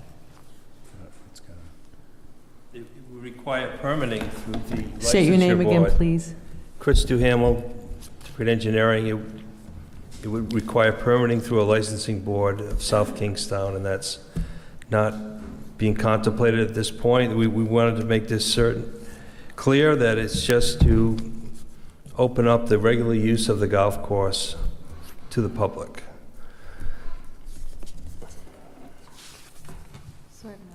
Go ahead, Susan, and then Joe. Okay, so I think I need a little tutorial one-on-one. I got a big fat packet that has soil surveys in it, it's got plans, it's got all kinds of stuff. But are we essentially doing, I'm just confused, are we essentially doing an administrative paper change to change this use to that use? Or is there a reason that I'm looking at parking lot diagrams, engineering plans, soil surveys? I guess That's a fair question. I'm very confused about the volume of what we are looking at versus what it appears you're asking for. So that's a fair question. So 2 reasons behind that. Number 1, we wanted to be all-inclusive, and because this was permitted a long time ago and is just about fully developed, we wanted to present to you the old plan, everything that was approved, and present the new plan, or actually not the new plan, the new proposal for allowing public play. So we gave you an extensive record there to show how this was permitted, what processes we need to get amended, because this is being presented to you under the Unified Development Review procedure. Because there was zoning involved, it includes a zoning amendment, an amendment to a zoning approval for that condition, and there was also DPR approval. So we're before you under Unified Development Review, which requires an amendment to those recorded approvals. So we thought it was relevant to submit to you all of the materials that supported those original decisions. This change was originally submitted as an administrative review for a minor change. As you know, minor changes can be reviewed by the administrative officer as minor, and they don't have to go to the planning board. It was in his judgment that this should come before the planning board because of the change, which was his right to do so, and that's why we're before you. But we originally submitted this as a benign minor change to a previously approved plan because it only involves that one change. But the administrative officer felt the planning board should review it. So that's why you have a comprehensive application package with all of these materials. But you're correct, it really just comes down to, can we allow public play or not? And that's the only changes before you. Okay, sorry. So this plan that shows what looks like a new parking lot, this is a parking lot that you've had approved long ago, that you haven't built yet because you haven't had the volume of visitors to the site. But so this plan, though, is a done deal. You just haven't actually built it yet. That's correct. Okay. Thank you. Go ahead, Joe. A question for our existing staff. Given the existing zoning district, would this public golf course, would it be allowed by right? Would it be a special use permit? Would it be prohibited? And if it is allowed, was there any requirements or restrictions on it? So, Joe, if I can just back up for a moment. With the initial approval, this is not a golf course resort type regulation. This was a residential development. which the developer chose to add certain amenities. Those amenities weren't regulatory. So a lot of times when you see a development that is this dense, it's a golf course resort, so you need the golf course in order to have the residential component. Here, it's accessory to the residential development. Within our current regulations, if this golf course did not exist, golf courses are allowed as of right for public play. So I think I followed you. What I'm asking is to consider that the residential doesn't exist. If somebody was proposing a public golf course in this area, would that be allowed by right, special use permit, or would it be prohibited? And if it is allowed, what would be the restrictions and regulations? I can double check the permitted versus special use, but public golf courses are allowed within this zone. Okay, and then a question, I guess, for the applicant. Given the change, requested change to go to public, what changes in operation as far as maintenance, fertilizing, number of employees? And when you go to a public, you're obviously going to have a different customer base. You need to compete against all these other golf courses. Surely you have some plans on how to make this golf course competitive so that you could draw in customers. Can you share with us those plans? And truthfully, if you say there is none, I wouldn't find that credible. So what are those plans that you plan on changing, whether capital improvement or changes in operation, to make this competitive with all other golf courses? I guess I'll answer that. So Doug Long again. So yes, we do have some plans in place. We had a soft opening last October 13th, Friday the 13th, just by chance, for residents only last fall. That gave us a chance to kind of do a dry run. We officially opened the driving range April 1st of this year and had the driving range now open to our 9-hole golf course. We're still a young golf course. We're not even a year old yet. The golf course is maturing very well. We do have a limited staff of people. On the maintenance department, we have a group of 4 young men from URI that are joining us. We're probably going to add 2 more early retirees or retirees to the maintenance department as we head into the fall season. The grass is beginning to grow a little bit more. So on the pro shop side of things, the operational side, we've systematically been adding a couple of more part-time people because we're going to need to cover a longer operating day and also to handle our additional play. We're currently doing about an average of 35 people per day with residents and their guests. We anticipate under normal conditions for us being a new golf course in this market, hopefully we're going to do about 80 people per day each weekday and maybe up to 120 on each weekend day.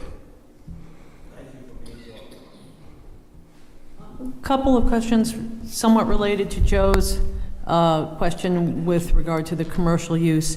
Are there any changes in lighting that will occur, any design changes, and also given the fact that, as you mentioned earlier, with the improved pervious surface, are any of the DEM stormwater changes going to impact what you do and how you do it on the course? I would say no changes, but Chris can opine to that. Yeah, there are no changes except the parking surface that I've already alluded to. So no lighting, nothing else that... No lighting. Lighting's on the pro shop. There's no street lights. Okay. Madam Chair, just to follow up on Mr. Murphy's question, golf courses are allowed as of right in the R80, R40, R30, and R20 zones in town. Thank you. Any other questions from planning board members before we go to public comment? Go ahead, Robin. Getting back to the TRC's comments, item 3 and 4, wanting clarity on events is kind of coming right out and saying what seems to me rather inevitable, that eventually the goal is event. And in fact, and you had a term for when you have 72 golfers take off at the same time. Anyway, isn't that an event? That was a requested exercise. But That was a requested isn't exercise. a tournament an event is my question. Yes.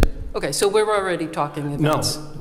No, that was not our Okay, intent. I just It was a asked. request to look at a worst-case scenario. I'm not asking a traffic question. I'm saying, isn't a tournament an event? But that was part of the traffic component. It hasn't been That's raised not what in I'm asking any about. other Thank you. capacity. Well, I'll answer that. So with respect to condition number 6, that is applicable to this project today on the Yeah. approved plan, Yeah. we cannot allow public social events. We are not asking for that condition to be amended or changed. If we wanted to For do now. so, we would have to come back before this board and go through the same public hearing process. Right, and in much of the literature that we were given, you constantly use the phrase, not at the present time. These things are not being asked for or considered presently, but clearly, they're coming down the line. I don't think you Okay. can say clearly. I don't think that's a fair statement. Okay, That's fair not what enough. we're representing to the board. Fair It's enough. not before you. Okay. And I don't think it's fair to have it on a classification like that when it's not being presented to you. Okay. You know, it's a chip away event, right? So I think what bothers me is the disregard for the conditions that we set as law when we approve an application, and that this golf course has just opened, so it has yet to really exist as was conditioned for it to exist. And you're already looking to change what was approved. So that really bothers me in the sense that, the conditions are supposed to be followed, adhered to, not disregarded. And so I have some more questions with that in mind, is that this development required public water to be brought from off-site because of the nitrogen load. And in fact, the density was reduced because it couldn't handle that nitrogen loading. So when you bring the public in, how many people were they just saying per day, then you are greatly enhancing the nitrogen load on the on-site wastewater treatment. And that has got to be significant. And another thought I pondered was, originally when the nitrogen loading was assessed for this development, there were to be no basements. And I understand that now the houses have basements, and so the space taken up by those basements is going to concentrate nitrogen concentrations in the soils around. I also, there was a letter from Stephen Hollins saying that you had shared your management plan, and so I was wondering, has the groundwater contamination wells begun their monitoring, and do we have those baseline numbers, and how often, what is the plan behind monitoring that? Because, and I saw no mention, but there was testimony from a Dr. Martin Petrovic, who was a turf, you probably know his name. He is a leading Cornell turf management pro golf course expert, who gave testimony to the planning board that with the turf management plan that had been provided at the time, there would definitely be water contamination, that those chemicals would move right through those types of soils. So I would think that we need to think about how this water is being monitored. Yeah, I mean, to the extent there's an issue with groundwater and soil conditions and things of that nature, it's not in front of the board. We're not proposing to do anything that would impact existing state approvals, and to the extent that introducing public play has an impact on those, we can't violate existing approvals, and we're not proposing to do so. What extra people is extra nitrogen? in your opinion, respectfully, but that is not before the board. Groundwater issues and soil conditions and those issues are not what's being vetted before the board this evening, and we have existing state approvals. With that in mind, we can't exceed or violate those existing approvals, and we're not intending to do so. Well, I don't think The those... state did, if I may. Just restate your It's name and Chris then... Duhamel, another to question. Creed Engineering. When we permitted the residential development with a golf course, the maintenance, the fertilization plan, the pesticide plan, as you had noted, was fully vetted by the DEM and it went back and forth several times and was approved. And it's built and it's being monitored as we speak. So the effect of basements and all that has nothing to do with nitrogen, nothing.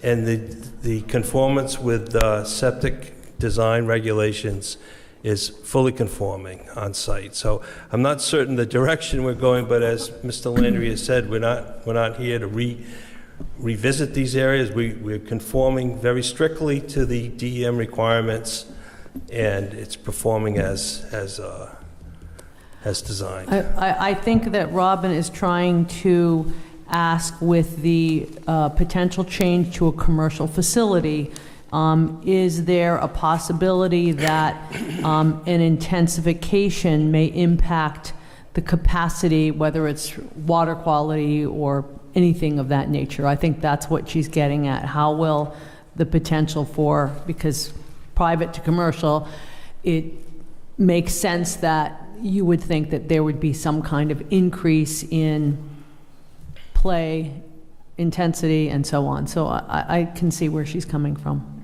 And if you have any other, and obviously sure. you have to comply with any DEM restrictions that are on this property, and there must be some kind of regular maintenance and I don't know if there's inspection that occurs via DEM, but you can best answer that question, hopefully. There's been inspections on the site, mainly with the protection of the wetland buffers, the wetland areas themselves. That has been done last year. And there was some, during construction, there was some work that had to be revegetated, some areas that had to be revegetated. So we're in complete compliance at this point. To operate a golf course, whether they're 35 people on the course per day or 80 people, you would still have to have the same amount of maintenance to maintain the greens, the tees, the fairways, the same amount of watering, the same amount of nutrients, conforming with that DEM plan.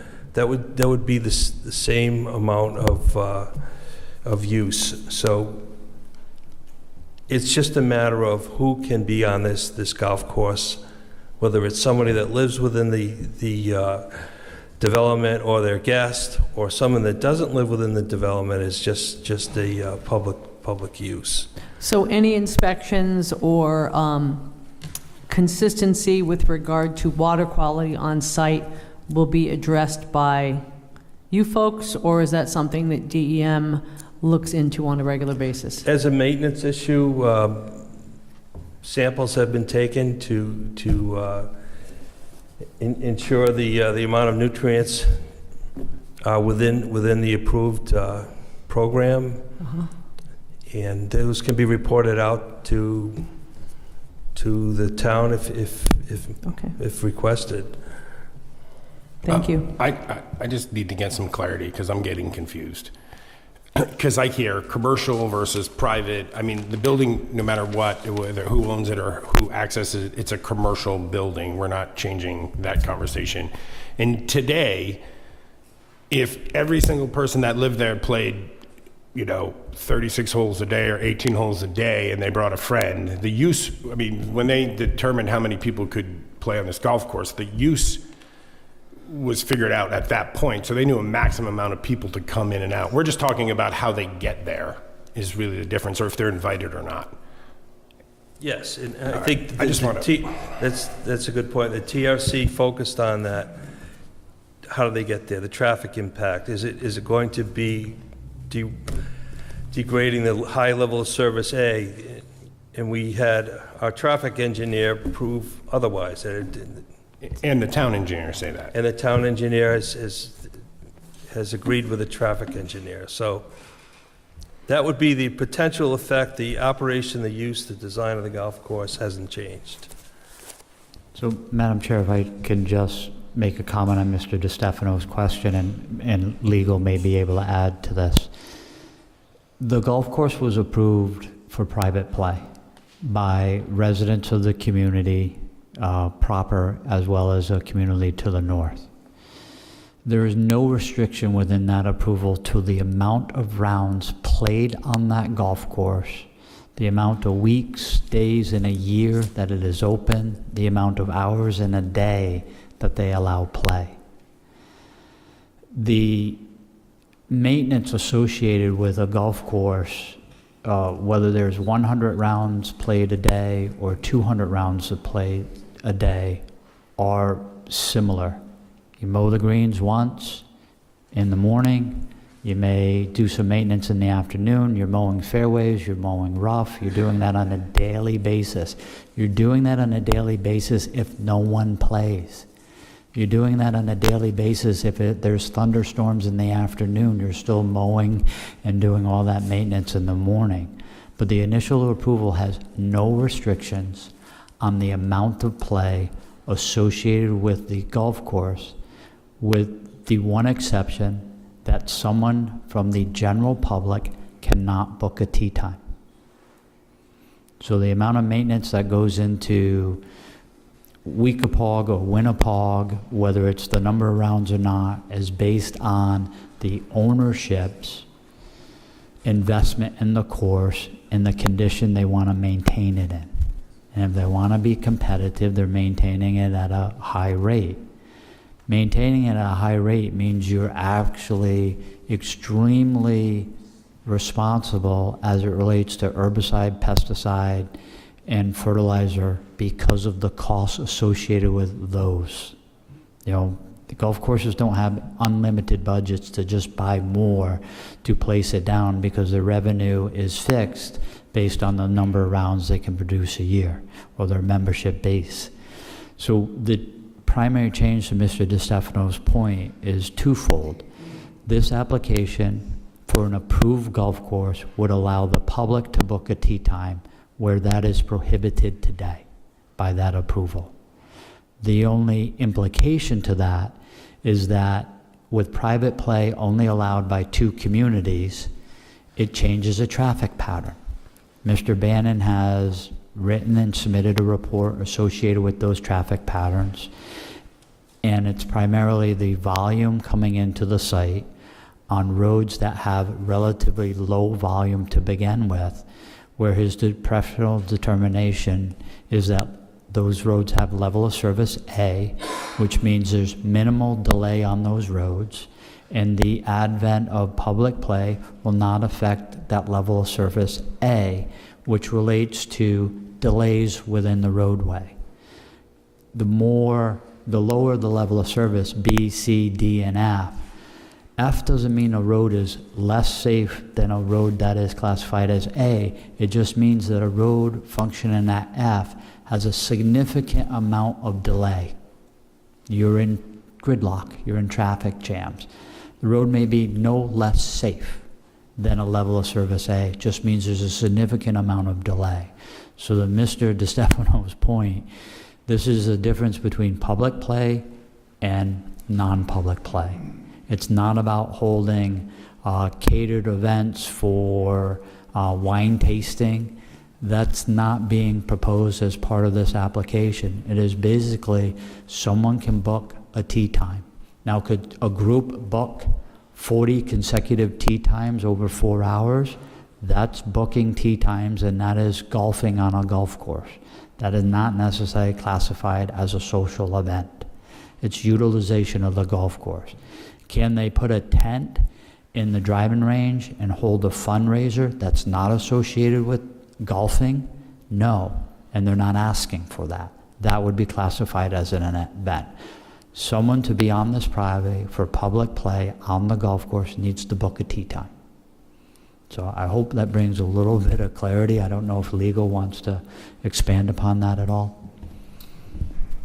Madam Chair, I would weigh in just briefly, just to point out that I think the scope of the Planning Board's review in this case is somewhat limited. I think the key fact to keep in mind from my perspective is that when this development was approved, it was originally approved under a zoning ordinance that did not allow a golf course by right. And the conditions that were imposed to ensure that the golf course was accessory to the residential use. Currently, in this zone, a golf course is allowed by right.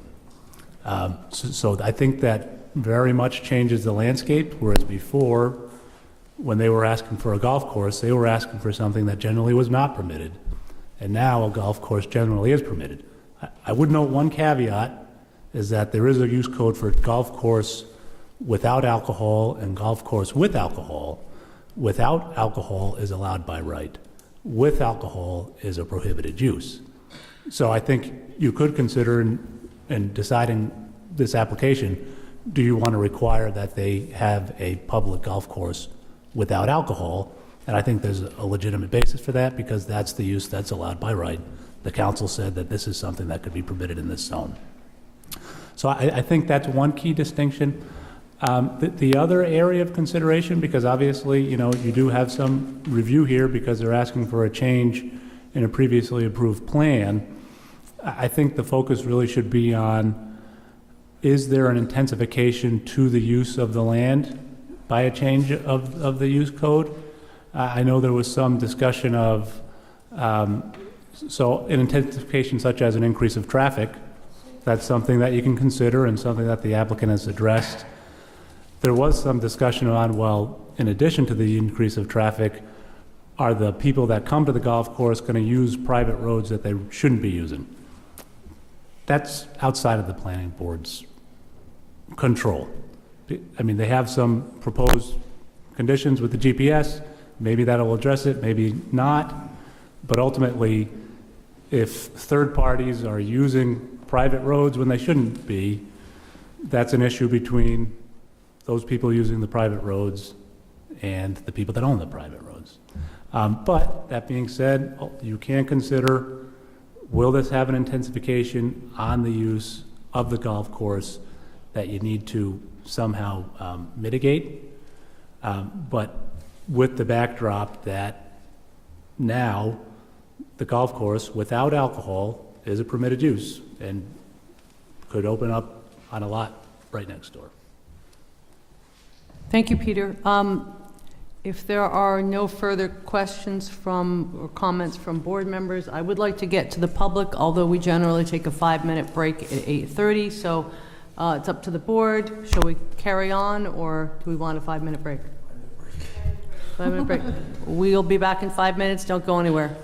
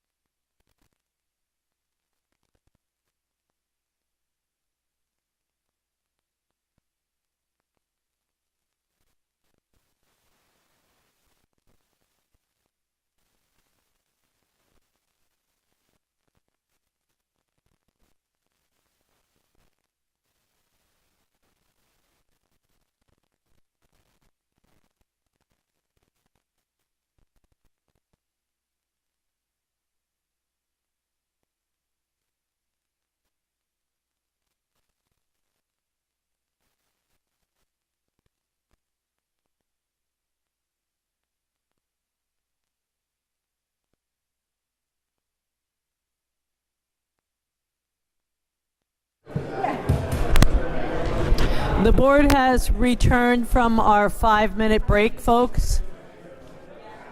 So if everybody could sit down.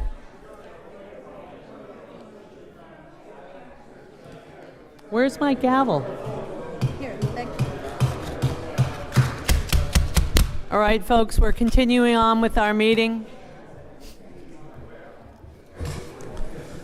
Good evening, everyone. I'm Lisa Fiore, and I'm here tonight representing the owners of the Village at Warden's Pond. As an owner and the on-site manager for the last 30 years, we abut Southshore Village to our south. The Village at Warden's Pond was started in 1985. We have 230 homes on 250 acres. Our access from Warden's Pond Road is Leisure Drive, a private drive, and may I add, with speed bumps, which continues to Southshore Village, becoming Southshore Village Boulevard. Prior to the development of Southshore Village, this 265-acre parcel was vacant land that had become a haven for local teenagers and their friends who liked to party, along with scores of dirt bikers, and the worst violation was the endless trash from nearby residents, creating a local dump. Larry LeBlanc and his development team took on the challenge to transform this vacant land into a new, vibrant neighborhood with senior housing, 2 clubhouses, and a terrific new 9-hole link-style golf course. The Village at Warden's Pond residents are delighted to be able to play on this challenging new golf course. These 2 villages enjoy a collaborative relationship, and the owners of the Village at Warden's Pond support the request by Southshore Village to change from a private to a public golf course. The only issue we are working on is limiting the vehicular traffic on Leisure Drive, which is a private road. We are working with Larry LeBlanc, the community creator, and Doug Long, golf course expert, to find a solution. As neighbors, they have been great to work with. They are responsible and respectful, and we look forward to continuing our collaboration into the future. Thank you for this opportunity to express our support for Southshore Village. Respectfully submitted, Lisa Fiore. Thank you. And I would like to add that the planning board in our packet does have a list of 68 responses via either letter or email in favor of this project. We have also had letters from Linda Tisdale and Brunilda Velas expressing concerns. Hi, I'm Carrie Burns. I'm representing the Broad Hill Community Homeowners Association. We're off of Ministerial Road, and Broad Hill goes to Sand Plains Trail, and then to the South Shore development. Can you zoom that and out, like, so we can see more? I understand what they're saying about the traffic study, but what they're saying is all hypotheticals. They're making up numbers. However, they feel like, I guess. What I can tell you in reality is 3 years ago when we did our own traffic study from Broad Hill, we put the camera down facing Sand Plains Trail. No one is supposed to come through there except for the one house on the corner. Our traffic study 3 years ago showed 100 vehicles coming from Sand Plains Trail and then going over our private road, which we pay for everything on. That's 100 vehicles a day. So to say that there will be no impact or not a substantial impact is, I can use a lot of words here, just silly. I'll use that one. So if you can see where all the houses are, the golf course is further to the east. And then if you look at where Sand Plains Trail goes, now where it goes, in order to go from Sand Plains Trail out to Gravelly Hill, which is the way that those people are supposed to go, that's their legal right of way, it's very windy and there's speed bumps and it takes a long time and it dumps them out in the middle of nowhere on Gravelly Hill Road. That is why everybody comes down Sand Plains Trail, Red House, and then down Broad Hill Way. There are supposed to be 3 different rights-of-ways for assorted people in that area. And one of them is the Leisure Drive one. A couple people have a right-of-way. You really can't go through there. There's those big puddles. I have pictures. I've been in my place for about 25 years. You really can't go through there.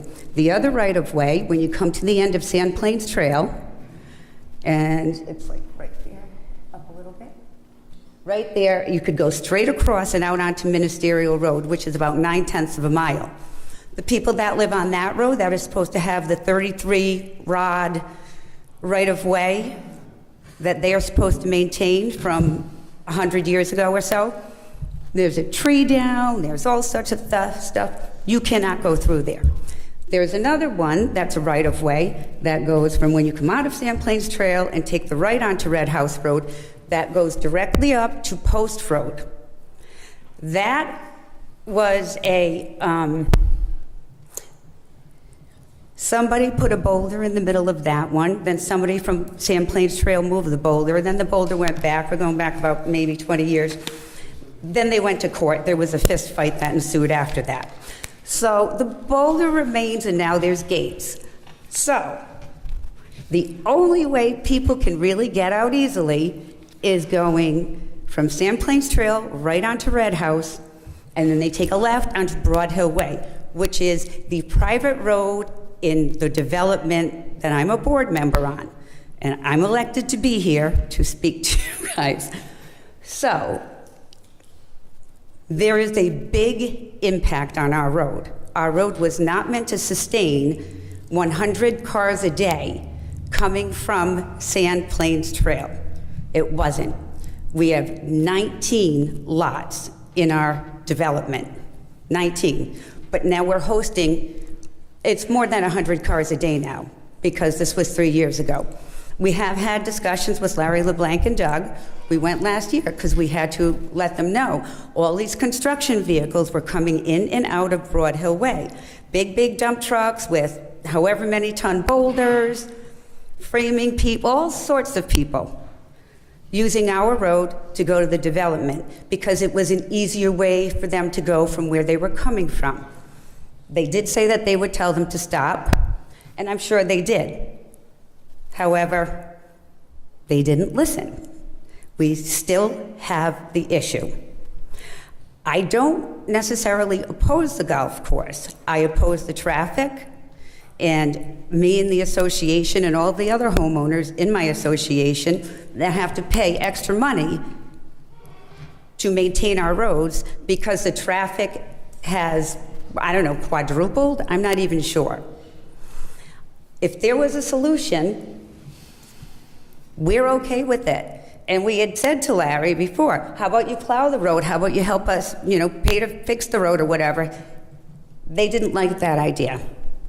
The next thing that might have to happen if this goes through and we're going to get even more traffic is the town's just going to have to take over our road. We will go to court and we will win because it has been used as a public throughway for over 20 years.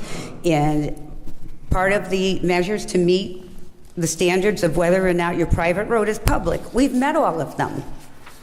We've begged, pleaded, and cried to every department, or at least I have, for 20 plus years. And they all tell me, well, this is a civil matter. Okay. It's really not.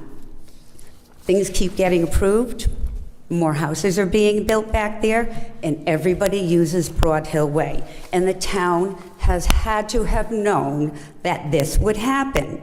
And you can't say that they didn't, because we have been repeatedly telling the town this year after year after year. It's fallen on deaf ears. So I need a remedy.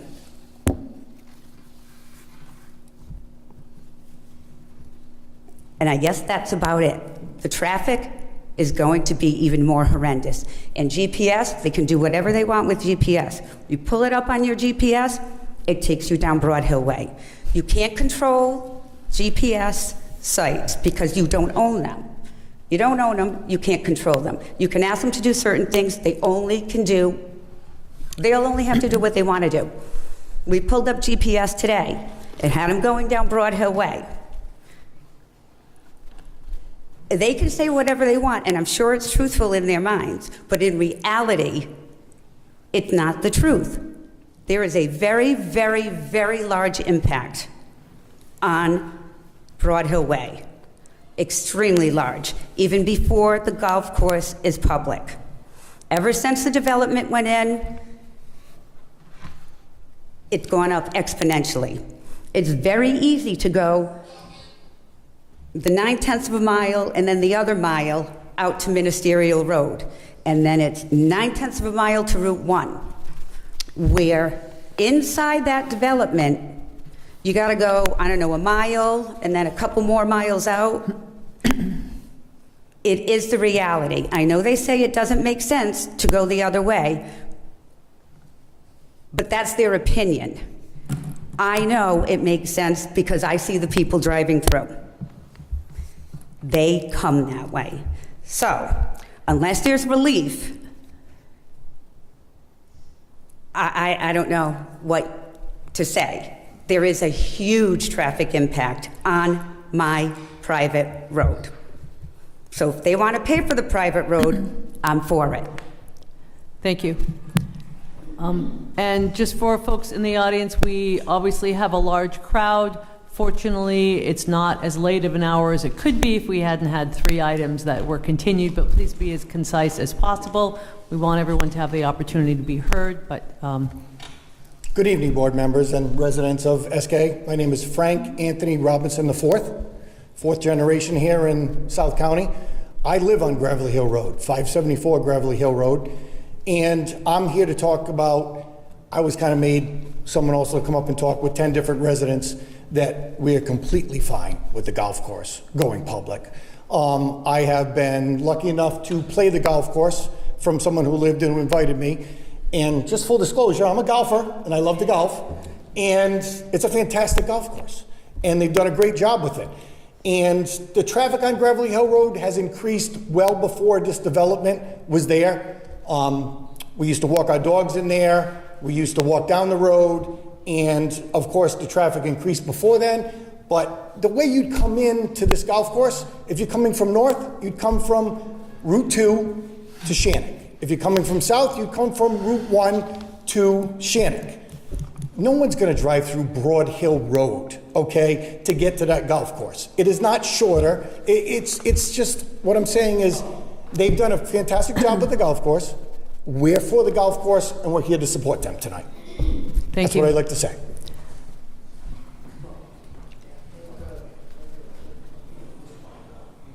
Hi. Hi, my name is Jack Dempsey. I live in the village of Warden's Pond in South Kingston. And I just want to make a couple of comments, if I may. I believe that the issue of the private course going public is a cause of concern to the 200-plus homes in the village of Warden's Pond. I think that even with the new signage that was installed, that there will be an increase in the amount of traffic, and it will be an impact on the quality of life for the residents of the village of Warden's Pond. I feel that once there is an influx of new golfers into a, quote, public course, once they find out that there's a shortcut that you can travel down Leisure Drive off Warden's Pond Road, it's not a pond that they will drive through. It's a large puddle. There will be an increase in vehicular traffic, and even though we do have new signs, people are going to do what they're going to do once they find out there's a shortcut. That's my opinion, and that's it. Thank you for your time. Thank you. Did you want to come up and speak? You had your hand raised. Go ahead. It's really first come, first serve, whoever gets up to the mic, but since you had your hand raised. Go ahead. Yes.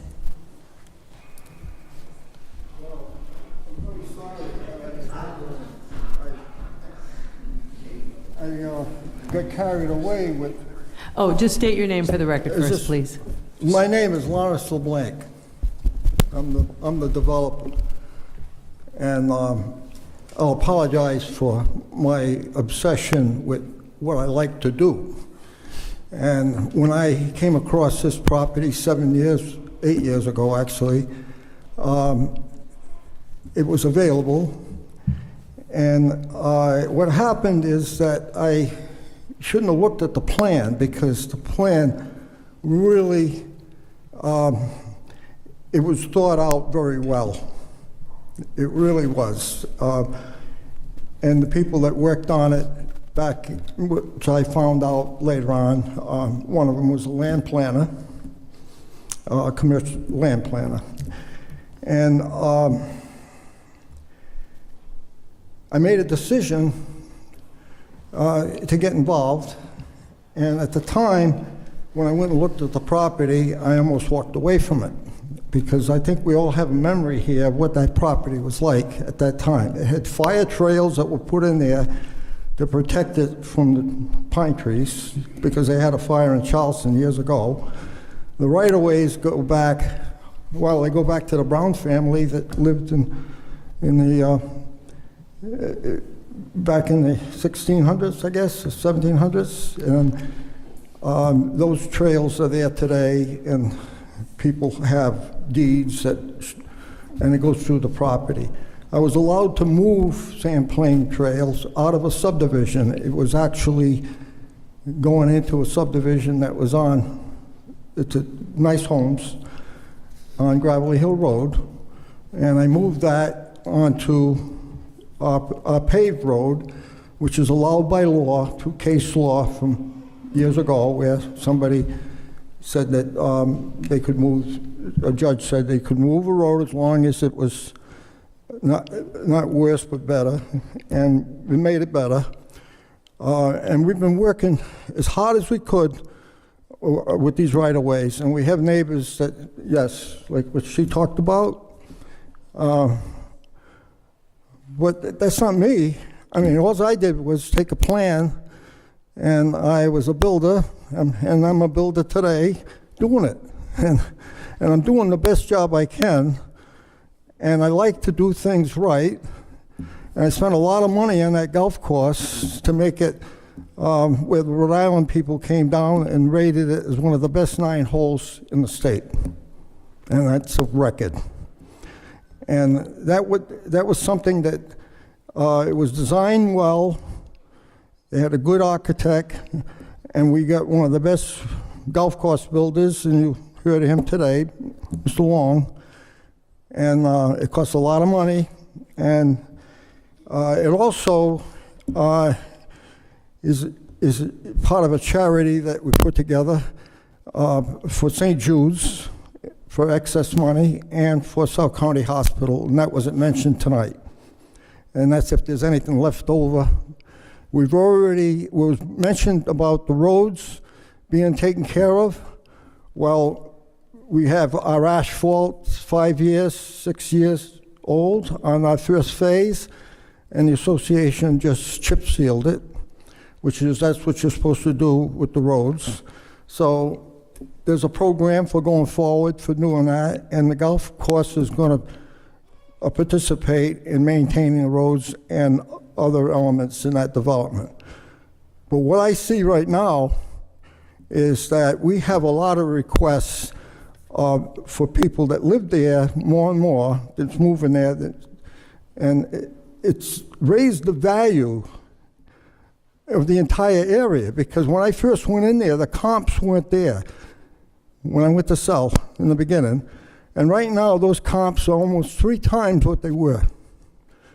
We have, and it's in the area. All the homes, including our neighbors in Tuckertown Village, is going up in value. Everything's going up in value because of the quality of what we're doing. And it's better than what it was, but we do have that problem. And there's got to be something done about it.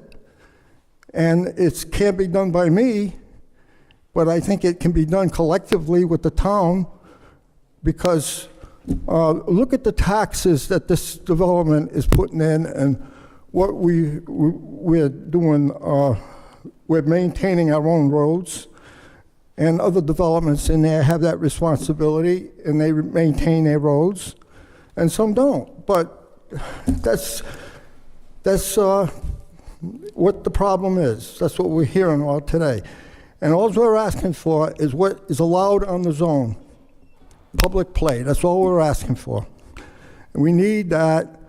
The cost requires a little higher step up in revenue for its maintenance, because it's high quality. Everything there is high quality.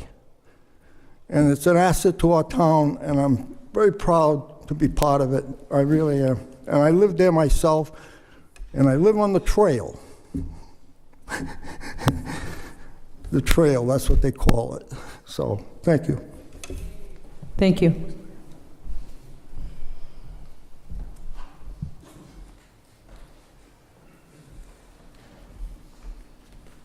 Hi, Carissa Fuller. I am a resident at 370 Sand Plains Trail. My house is probably the closest to the golf course of any house in the surrounding community.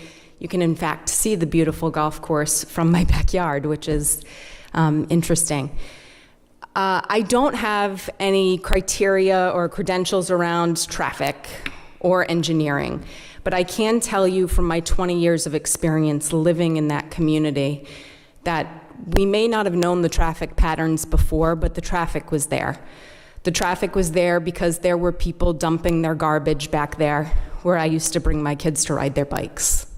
There were people doing drugs back there and drinking and broken glass everywhere back there where I'd bring my kids on hikes. And today, as I look at what that has become, it's absolutely beautiful. It is an actual community. It's a place that you want to raise your family. It is no longer a place to dispose of garbage or a place to drink and do drugs. And for me, that is a big difference. So as the person who has lived there for 20 years, so a really long time in my opinion, it's a long time in my life, and as somebody who raised their children there, and somebody who works from home and actually sees the traffic that goes by, I can tell you there has been an increase in traffic, but it is not excessive. It's not crazy. In addition to that, I will also say that from years of people coming to my house and using GPS, the way with which most people come, and we do have family both north and south of the state, people do usually come via Shannock to what is now Southshore Boulevard. So GPS historically, in my experience, from people coming to my house, which does abut the golf course, that is where they would traditionally come in. So just wanted to share, I really support it becoming public. I think the future viability of the golf course is excessively important for the surrounding community, and I would like to thank Mr. LeBlanc for really putting that in there and making it a great place. Thank you. Thank you.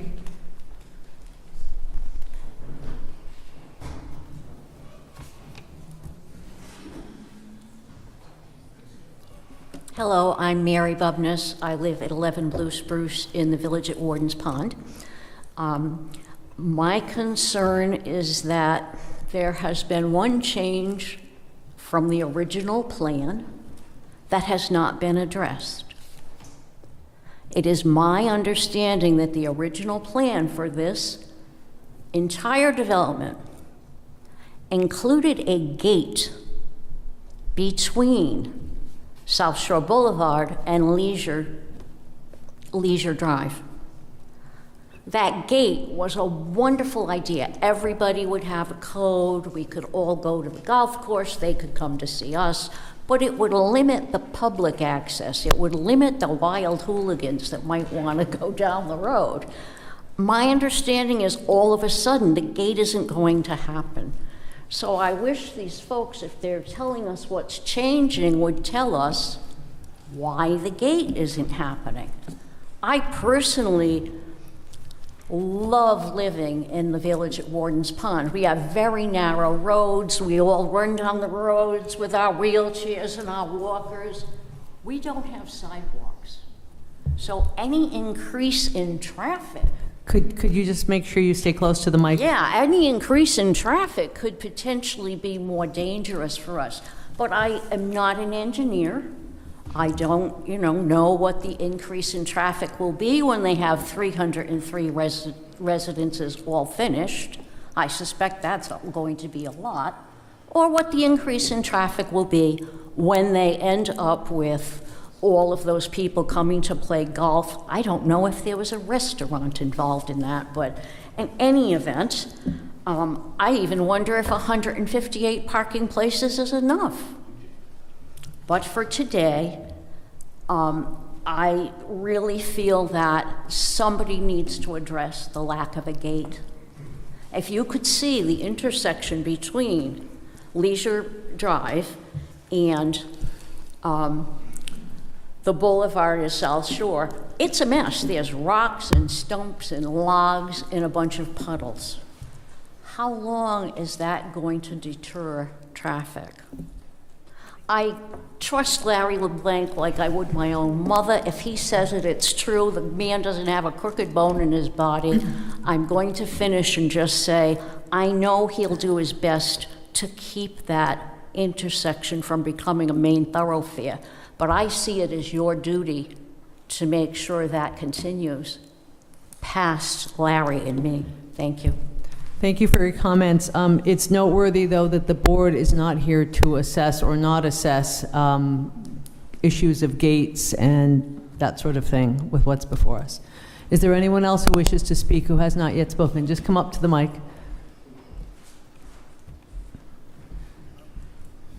We wanted to build a gate, but we were stopped. Could you just because- restate your name for the record so the tape Larry picks it? LeBlanc, again. We wanted to build a gate, but we were stopped because there was a court order not to build one from one of the homeowners that went to court and served the former owner. And when I went to put the gate up, I quickly learned that I wasn't supposed to be doing that. Thank you. Thank you.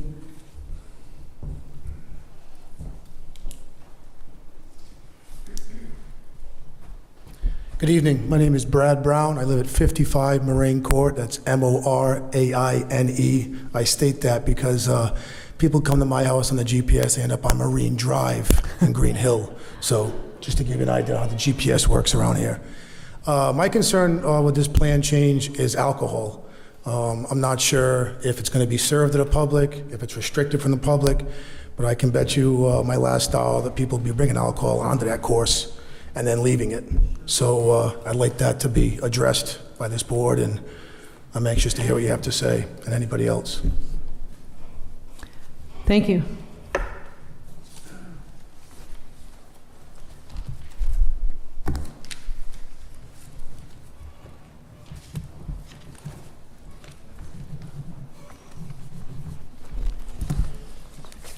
Jim O'Neill, Wakefield.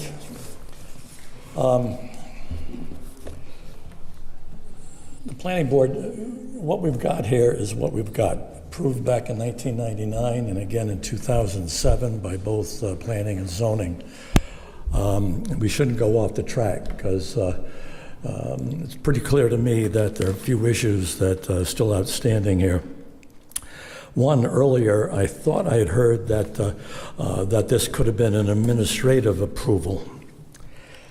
And I looked back at some language by Mr. Tights when he was asked about the planning board reviewing everything that would occur here. He said, this development not only can, but must continue to be reviewed by the planning board under the current zoning ordinance as the owners of the property are vested due to existing zoning application and pending decision before the zoning board. That's pretty clear to me that you get any changes here have to come to the planning board. That has not changed. So administrative to me sounded incorrect with what we used to have here. The other thing here, why I bring up that this is what we're discussing tonight, because Mr. Rabbit mentioned that, yes, public courses are allowed in this area. Well, who cares? It's this project we're working on that was approved by you folks in zoning. So that's what we have to think about. That's the end of that. I think about this area from 138 south to Warden Pond, all the way Gravelly Hill, Shannock, all the way down to the beaches, which are crowded. But this is the last environmentally sensitive area in South Kingstown. We're all on wells, as well as the country club here. We're all on septic systems, except they do have public water. Our groundwater changes annually. Some years we're dry, we're hurting, and the pressure's lost, and some years is wet, and we're doing very well. The issue is, it makes no difference what's going on Gravelly Hill or Shannock Road. The point is, it's going to be busier than it ever was, period. It's going to be busier.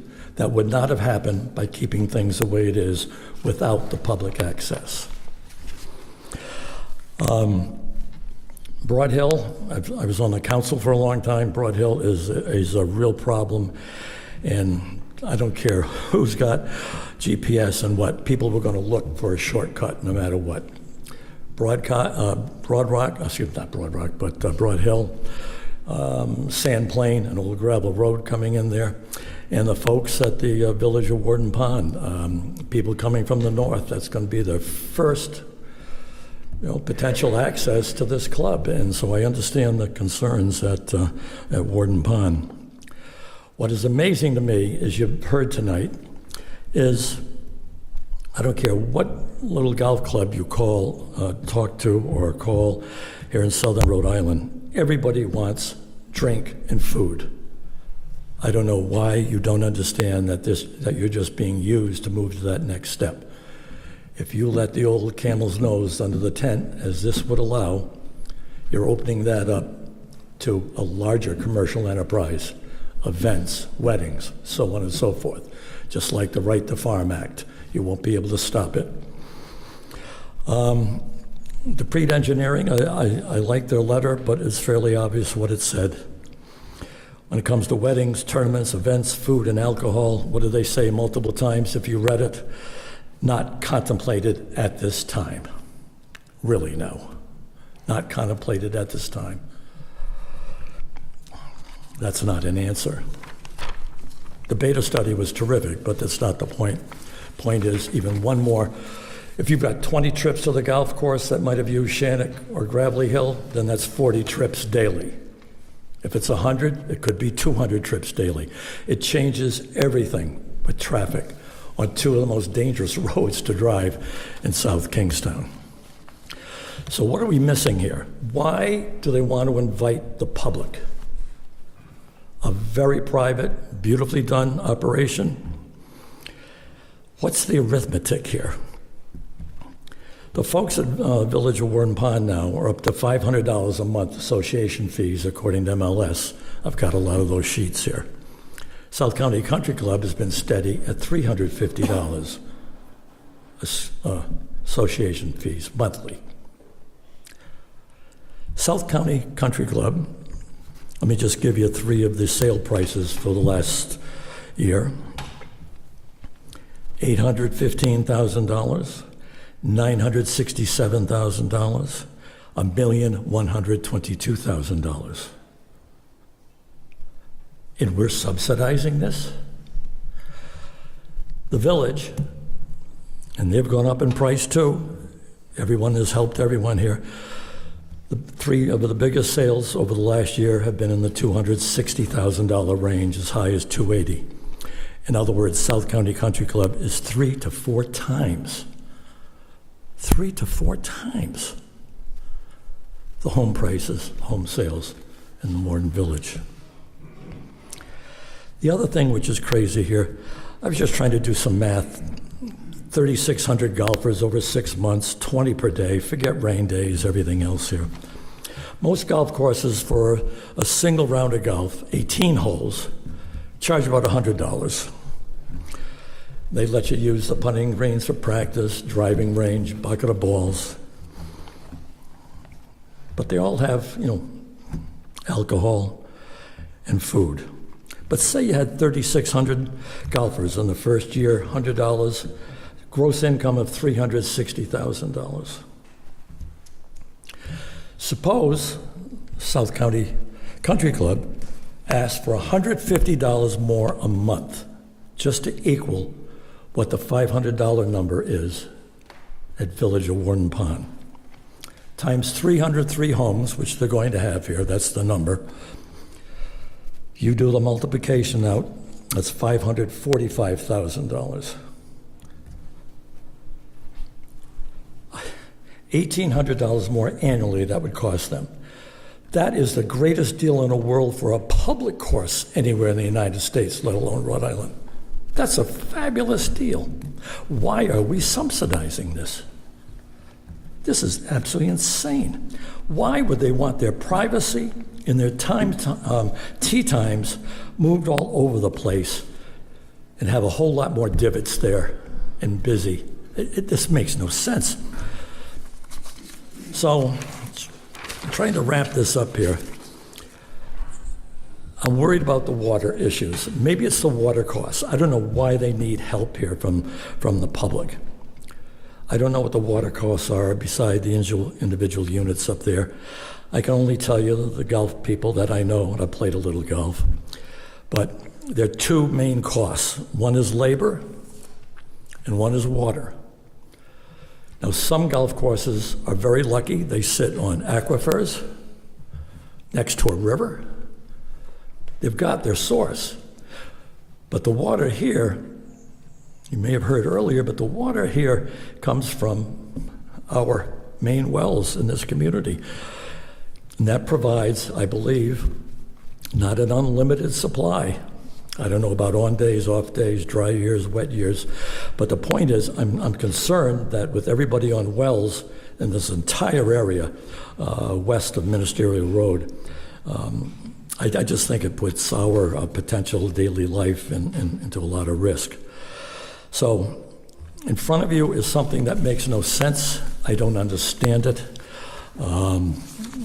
Frankly, I don't understand probably most of it here, but I certainly have the paperwork to tell you that you have every right to review this issue.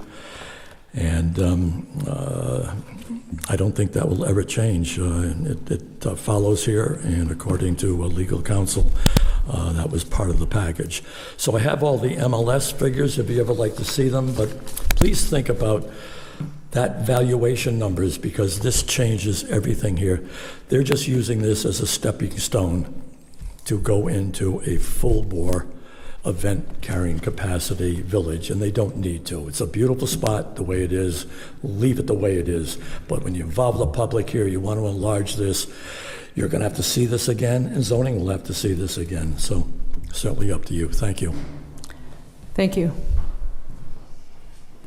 And if folks could just try to be concise, and by that I mean get to the point as reasonably fast as you can, yet still voice your concerns. Miriam Cohen. I live on Gravelly Hill Road. I have presented a letter I gave over, so you can hear already what I have to say. Larry's done a phenomenal job in creating what was a dumping ground into a beautiful development. Doug has made a beautiful golf course. Everybody can enjoy walking around an area that's now safe and clean and visibly gorgeous. They've made the path in the back gorgeous so that people have trails to enjoy. That being said, I don't think you can bring alcohol to the South Kingstown beaches, but we can't control what people do. We can only hope that they do what is right. Follow the road that says do not pass this way, then go a different route. We can't control that. What we can control is the amount of tee times during a day. How many people are there? They're not opening up anything to alcohol. They're not having recreational events in the clubhouse. They are making this available to us, all of us as a town. The people and residents have contributed to the town without taking anything. They're 55 and older community. So ultimately, people coming and golfing may go to restaurants in South Kingstown, and the rest of the town will benefit. So ultimately, I think Larry and his team have made something in our community better, and now they're offering for us to enjoy it. And I totally promote it. Thank you. Anyone else who wishes to speak? Come up to the mic.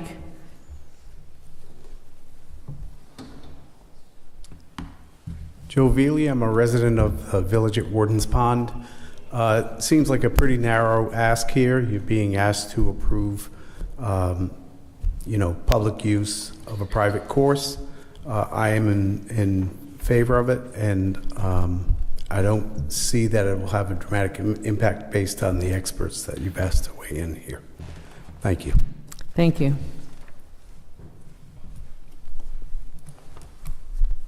Anyone else who wishes to speak?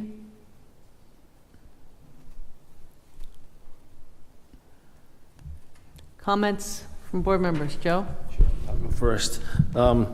What weighs pretty heavy was on me is the fact that public golf course without alcohol is allowed by right within that zoning district. If a neighbor, as Peter said, if a neighboring property came in and it proposed a public golf course, this board would have to accept it. We would, because it's allowed by right, we would have discussions, we would try to understand the impacts to the neighbors, we would try to mitigate those to the maximum extent possible, but we would ultimately approve it. So likewise, I am okay with approving this. But also likewise, I think that we need to try to mitigate the impacts as much as possible, and I do believe, based on some of the testimony, that there is impacts to traffic in the neighboring area and to get there. I know, Peter, you had said that that's really outside of our jurisdiction, but I wonder, is it possible that, can we require the applicant to put together some type of traffic plan, meet with DPS, maybe neighboring property owners could provide some input to the DPS as well for signage, potential gates, both on and off site, and maybe even traffic patterns on site. Can we require that as a condition of approval? Yeah, you can definitely require them to meet with DPS and work in good faith with the neighbors and DPS to come up with what you can do. There may be obstacles to that as far as getting permission to put on gates, whether or not the private road owners in the vicinity can put a gate, those type of issues. But if the condition is just meet with DPS, do the best you can to come up with a plan and implement a plan that will reduce traffic, you can impose that as a condition. So I guess, to other board members, I would request that that be a condition of approval. Also, what is allowed by right is a golf course without alcohol, so I would like to see the no alcohol also be a condition of approval. And as part of that, staff clarify that the reason why that is the case is that what is allowed by right in that district is no alcohol. They did not propose alcohol. It's not allowed by right. And there's a whole host of potential impacts that could happen if there was alcohol. And this board did not consider those impacts, and therefore no alcohol as a condition of approval. Thanks, Joe. Anyone else? I have a quick question. Somebody's mic on? So are they allowed to serve food at this golf course by right? Or, say, food trucks, which sort of skirts around the rules? Because I do have to say that when people golf all day, they get hot and hungry and thirsty. I do feel like we need to be careful that we aren't starting to fall down a slippery slope. And so it would make sense to me to see you in a year asking for, not necessarily alcohol, but like a little burger hut. And then the year after that, there's something else coming up. So I think we're thinking about that. Yeah, if I can just, maybe this will help. Mr. Duhamel submitted a supplemental report into the record that addressed a lot of the TRC points.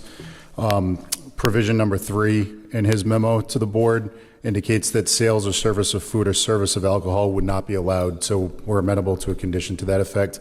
We're not proposing it. We're not asking the board to consider it at this time. If we ever did want to in the future, we'd have to come back before you through the same process. So just wanted to clarify that we're aware, we're not asking for alcohol use, we're not asking for food as part of this request. It's strictly just the public play element, if that helps. Thank you. I think I would want to put that into the conditions of approval, even though we're not addressing that today, because when this does come back, we'll be looking back at our minutes and our notes, and it would be a good reminder to us about that we had this conversation and why we made the decisions that we did. So I don't want to just leave it out. I'd like to address it as a condition of the conversation we've had about this, if we do indeed decide to approve this.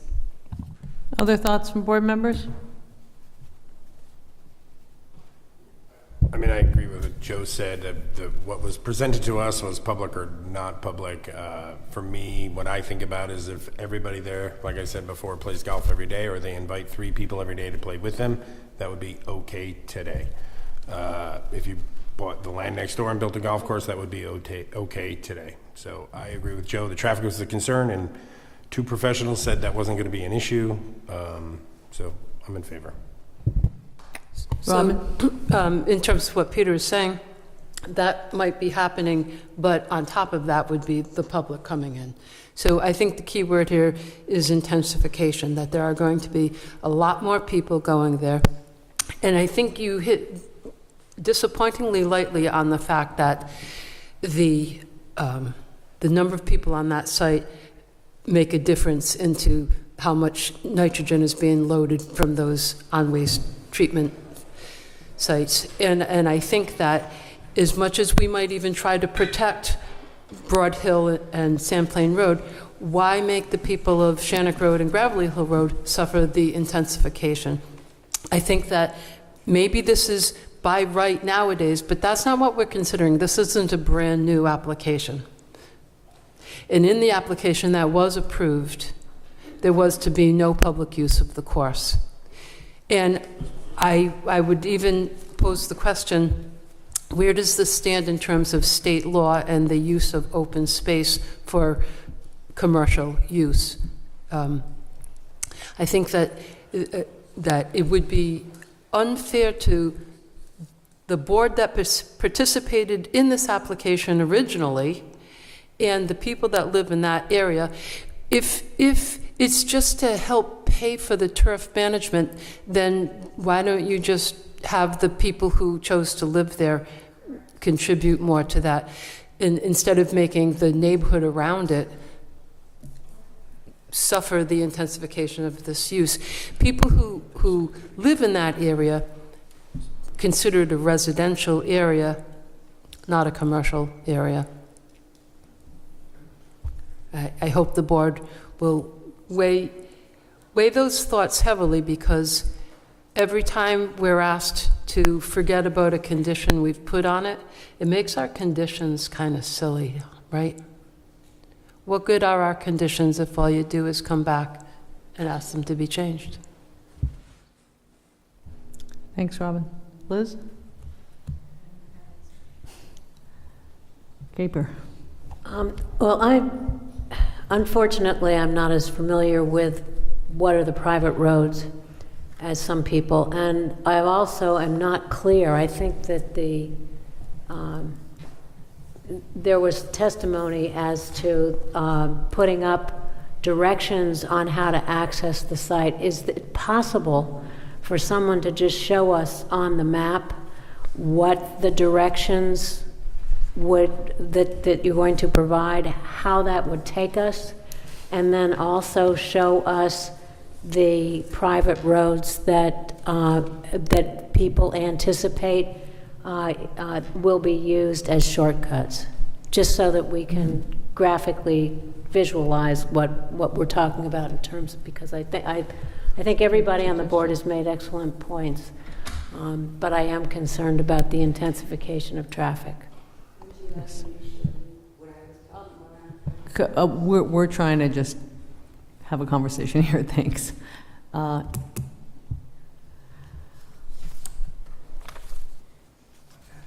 I think that there are some valid concerns with regard to this, and in order to make the planning board feel more comfortable, I think Caper's suggestion is a good one.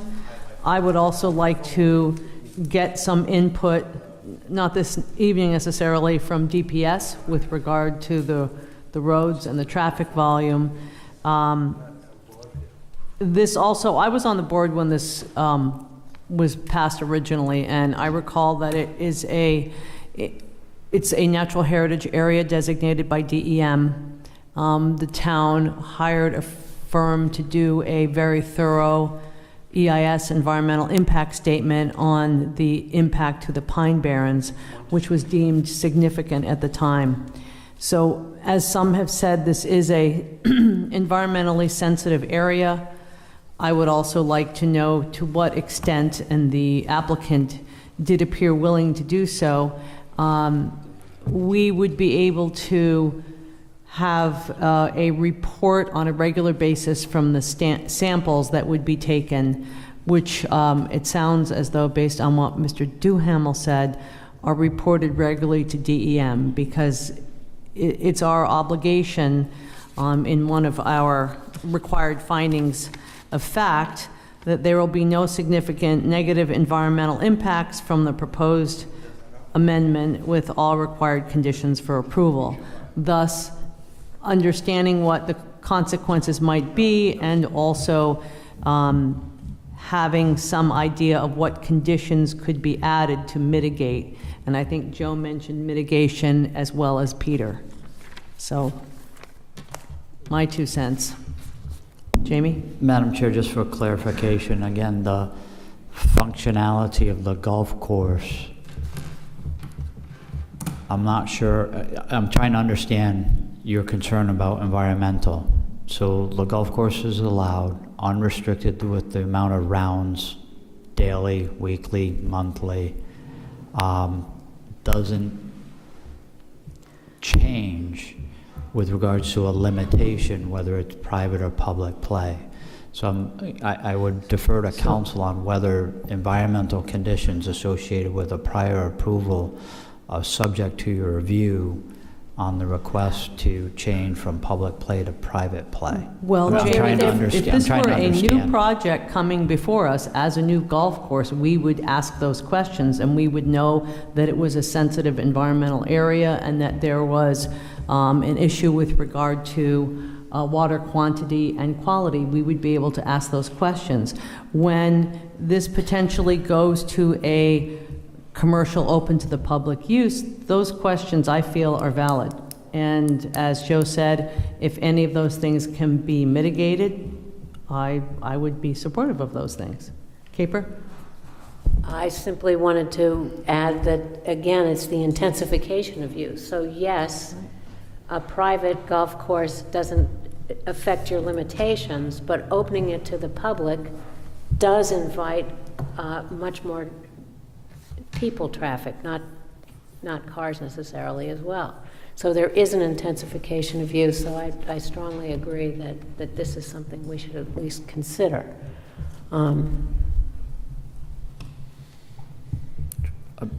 Again, I'm trying, please bear with it, because again, we're tasked with drafting the motions and the conditions or anything associated with that. So in a scenario where in a private setting, 4 golfers every 10 minutes can start teeing off and play, and just bear with me on it's a numbers thing, that at 6 a.m. you start tee times in a tee sheet, which allow 4 golfers to go off of hole number 1, and every subsequent 10 minutes, and again, whether they're 9 to 12 minute tee times, that's a discussion for the tee sheet, but allows 4 golfers to go off throughout the day to dark, means in a private setting. So that's the limitations. Your ability to push people through the course is limited by a 9 to 10 minute tee sheet. So 4 people, we'll just use 10 minutes, 4 people every 10 minutes in a private scenario. Making it public doesn't change that. It's still 4 people every 10 minutes. So the amount of people utilizing the clubhouse, the pro shop, and the bathrooms can be the same. Again, from a practical standpoint, you could load the course with 4 people every 10 minutes for the entire day, whether it's private or public. So I'm trying to understand where your points are. I understand your hypothetical. However, when you're dealing with a private golf course that's open to its residents and certain other members of the community, that's a limited number of people who are going to be able to invite people to play. Once you say you can make it a public golf course, you can advertise. So you're opening the potential number of people who are going to be looking to invite people in increases. So while you're correct, your hypothetical says that the maximum utility is never going to change, whether it's public or private. That's true, but the likelihood that you'll hit that maximum utilization increases dramatically when you open it to the public. But in my experience, again, as a professional planner, but also someone who is somewhat knowledgeable in the golf community, and perhaps Mr. Landry's team can weigh in. My experiences with private golf courses, I've been involved in 6 private and public golf courses over my career, is that those private golf courses, even with 300 members, between May, June, July, August, and through September, have full tee sheets from 6 in the morning to 7 at night. So again, I'm just trying to understand where you would like us to analyze the difference between private and public. I don't think it's in pesticide, herbicide, and golf course management. I think Robin's point was the more people you have, the more people are potentially using facilities on site, which equates to the amount of flushes which affect on-site wastewater treatment, but those facilities are typically sized for the maximum usage of the facility, which may be devoid of public or private. So I'm trying to understand, so if you task staff with something that we completely understand the questions you're asking, so we can do the appropriate research and have the appropriate answers for you. So again, my questions are trying to take something that is macro and make it micro so that we can get you the correct information and answers, and also gives the applicant the ability to weigh in this evening too. Joe? So Jamie, with all due respect, the EIS requires you to take into consideration both physical changes and changes in op tempo. It requires you, EIS, report me EIS, it requires you to look at the tempo of operations. This intensity will increase. No doubt. The truth of the matter is that if this golf course now, every tee time was filled with members, they would not be looking to open to the public. Why are they going to open to the public and just make it so that they can't use it? So there is going to be an increase. Now, is that going to be an issue or not? I don't know. But there will be an increase in the tempo. Yeah, but when they built the development, they assumed that it would be successful and be they built it to the maximum. So if the original consideration was that it would be, if the impact was based on it being used full through the day, then it's already been evaluated. I mean, they just didn't sell it to enough golfers. I mean, that's a reality of what we're talking about here. The same amount of tee times are the tee times. You can't add more. I'm confused. May I interject, Madam Chair? I just was conferring with Mr. Duhamel, and I appreciate the issue at hand here that we're trying to resolve. There's testimony in the record that the change from private to public use will not have an adverse impact on the environmental approvals that exist or the impacts to the approvals that are already in place. Now, Mr. Duhamel can comment in more depth, but when state permits and environmental concerns and those things are evaluated, they evaluate it based on the land use that's proposed, not public versus private. They say a golf course is being proposed, and they approve the environmental plans, the drainage, all of those elements based on the use, not how many tee times in public and private use. So I think that's significant because you've got an environmental engineer well respected in his field that says there'll be no adverse impacts based on the public use because it's already been contemplated, the golf course use itself, and this is only 9 holes, it's not 18. So it's already been evaluated and part of the existing approvals that changing it to public is not going to have an impact because the use has already been considered. So to Mr. Abbott's point, the increase in tee times and all of those things, all of that was considered when the golf course use was originally approved. And Chris, if you want to state that any differently, but it's the use and not necessarily the public versus private play. So even though there's a supposed intensification to private versus public, it doesn't have an impact on any of the environmental systems, and that intensification has no impact. And it's already been considered as part of the original approval and the state approvals. Is that accurate? Exactly, and as I stated earlier, the DEM looked at the land use, the areas that were going to be graded for the fairways, the tees, the greens. They looked at the amount of water required for that, and we created an irrigation pond that had 10,000 gallons of capacity of water, which is well and above what's needed for the golf course. The herbicides, the pesticides, that the golf management program was already cited in the record as something that we have to live by. The DM approvals, initial approvals and subsequent approvals all mentioned that we had to comply with that golf management program. So there's really no environmental aspect of changing who's on that course from a resident to the public. Will it be more people within those tee blocks that are being offered? Yes, we believe that there will be, but it's not going to change the environmental impact of the watershed. So I think the town fully vetted this.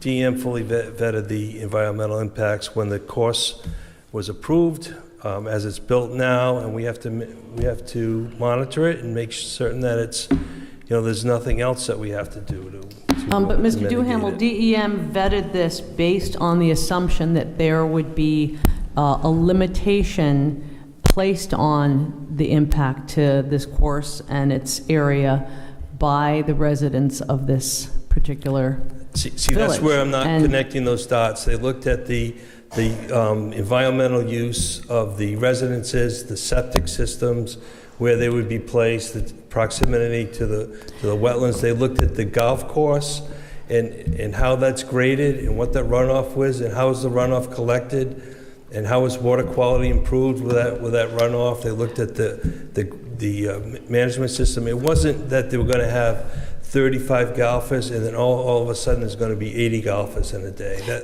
That's not part of the design. And they There's no weren't way to made aware quantify that there was a limited number of potential users of this course. Okay, so I'm going to ask the board, what would you consider the intensification, the environmental intensification? Could it be traffic? I think you It heard is traffic. tonight that it's traffic. It's traffic. It's environment, it's water quality, it's access. But water quality- Asking those, you yourself said that you would be happy to share reports that were sent to DEM. I think the board feels that it is responsible when it makes decisions to try to mitigate any negative impacts. And in fact, it's in the state required findings that we have to vote upon. So I don't think that anyone's trying to stop this per se, but we're trying to mitigate what potentially might be some impacts. And I think that suggestions that have been made by Joe and others aren't unreasonable. I agree. The reporting of the sampling, I think, is in concert with what the DEM had asked for, and the reporting of how the management golf management is being completed is the same as what DEM approved. The intensification is only traffic. You could only consider it traffic. It's not environmental, and that's where we showed, and it was agreed on that the level of service is not going to drop below A. So that's the intensification. That's the only intensification. Conformance with what the planning board and what DEM had approved in the past, certainly that's something that we have to conform to, and I'm stating that's unchanged. Peter? The change in the use to public would not require any amendments to state permits, is that correct? That's correct. There's no change to the plan. There's no change to the conditions that were imposed on the development. Thank you. Peter? Thank you, Madam Chair. So as you alluded to, there is a required finding in the approval for a change of this plan. It's in your draft decision as required finding number 3, that there will be no significant negative environmental impacts from the proposed development as shown on the final plan with all required conditions for approval. Reviewing that condition, I think that it requires 2 analytically distinct inquiries. The first is, is there going to be an environmental impact? That really is a question for an expert. And then the second question is there going to be some condition that could mitigate the impact if there is an impact? And then the final piece to that is the timing piece, which is as shown on the final plan. So as was discussed earlier in the night, there's multiple plans that need to be reviewed as part of any approval process. So you could have a condition of approval. We do have the expert testimony tonight, Mr. Duhamel, but I don't believe, and Mark can correct me if I'm wrong, that's been reviewed by staff. So you could have a condition of approval to sort of reach a compromise, which I think fits with the statement in that finding as shown on the final plan, that the applicant can provide a report prepared by an expert addressed to environmental impacts. I think they've made clear their position is that they don't believe there will be environmental impacts. Staff can review that and determine if they think that that's a valid opinion or not. Then there's the question of what type of mitigation measures could be in place. And I think that as well would be a question for an expert. And I think the best way to cash that out would be you would initially get the opinion from the applicant, which I assume would say you don't need any mitigation requirements because their position is this isn't going to have an impact. And then staff can review it and say either yes, we agree, or no, we disagree, but here are some reasonable mitigation plan that I'd like you to implement. You could approach that in one of 2 ways. You could ask for that and come back before you, or you could make it a condition of your approval that they have a plan addressing environmental impacts that's reviewed by staff and approved by staff before the change becomes final. Thanks, Peter. That was helpful. I would certainly like to hear from DPS with regard to the traffic situation and any other mitigation efforts that can be had via conditions.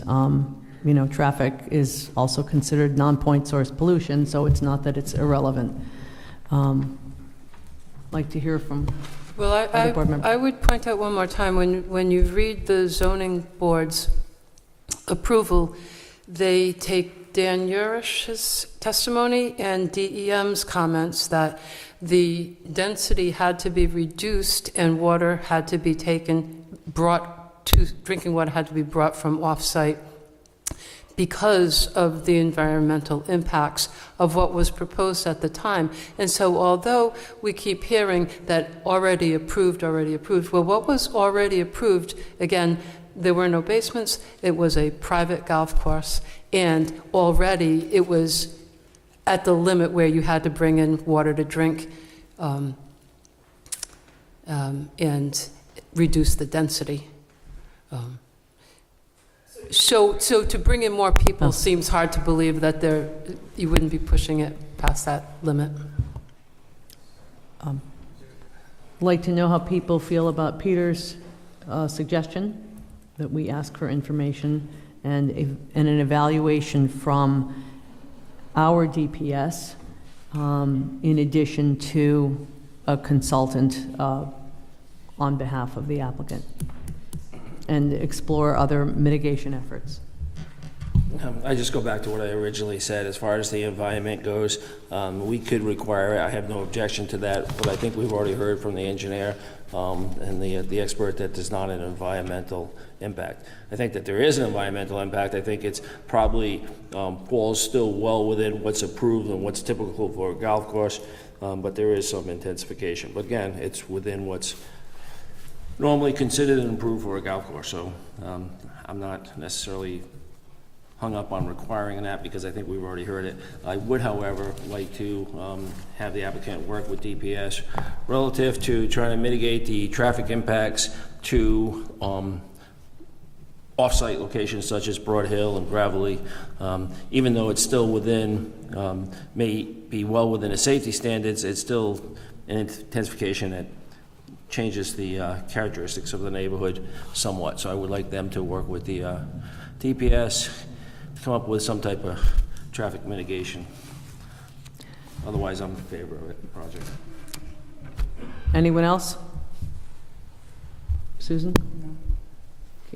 Let me just put in my 2 cents. I'm in favor of the project, and I don't think there's changing it. I think going from private to public is not the impact that some of us think it might be. I do think traffic is an issue, and I do agree with Joe that there should be further clarification on the traffic routes because that's an issue. But I don't believe that the environmental, excuse me, is an issue, and I'm in favor of the project.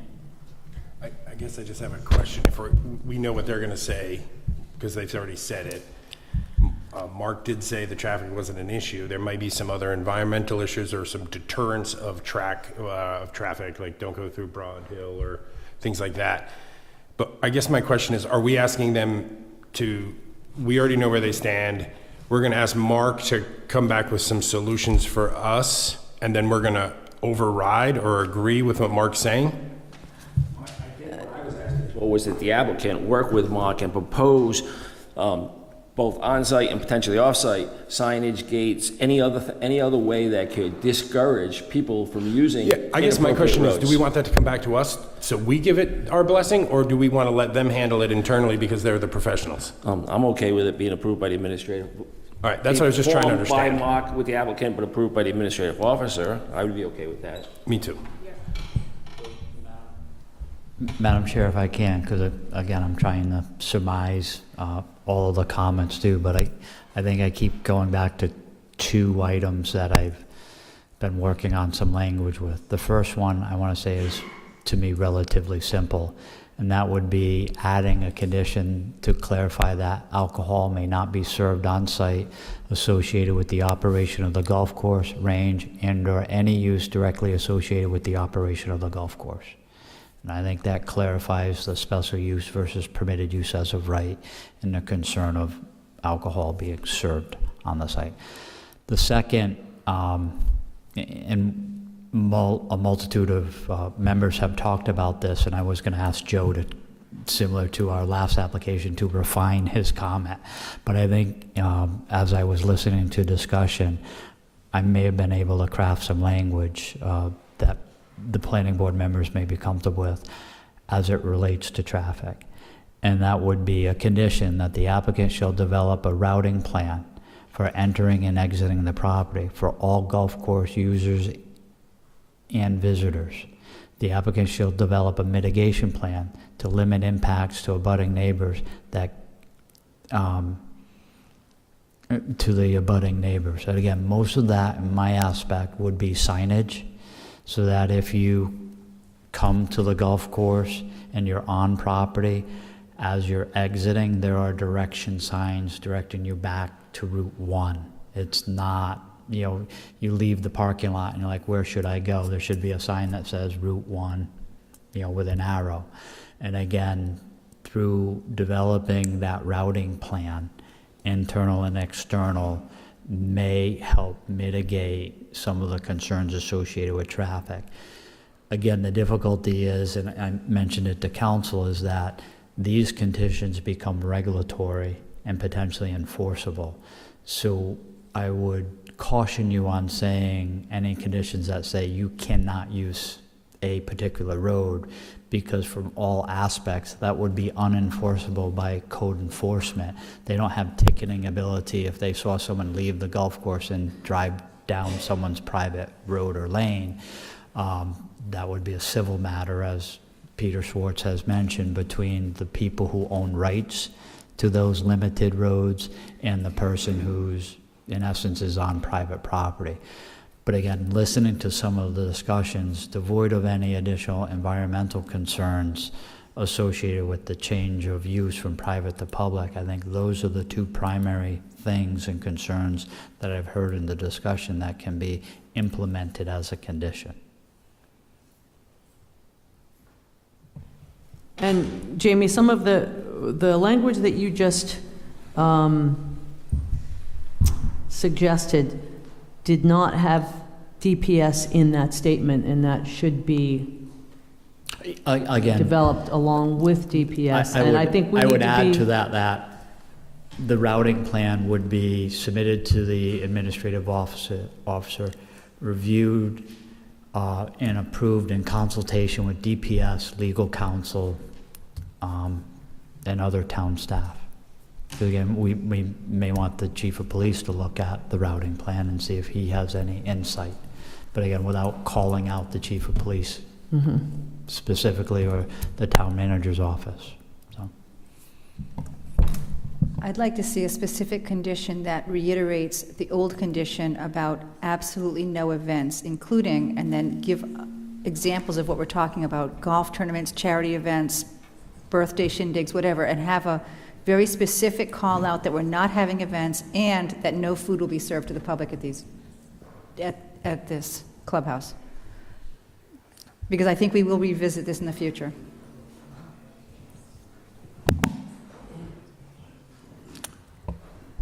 Just, again, we can, in the draft motion that was prepared by staff for your review, there is a call out on the event aspect, but we can review that language and potentially expand upon it. Jamie, I think one of the things that probably should be added to that social events thing, and you mentioned it, was it isn't just the physical facilities that are there on the site, but it also includes things like tents. So it should be temporary facilities as well. And if we want to include food trucks, for an example, I don't know how you make it that inclusive, but it should be more than just use of the existing facilities.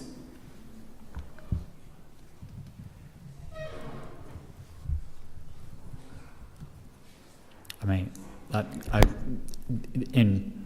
we'll say full disclosure, I think with any language we talk about temporary structures or outdoor temporary tents, I want to say normal course of action is that if there is a golf course or pro shop, that in some aspects there may be a small 8x8 tent that goes up that says Titleist on it that the head pro is under if he's giving a lesson or something. So again, I want to be specific, but not that specific. I know what you're meaning. It's not the carnival tent on the range that's holding a social event.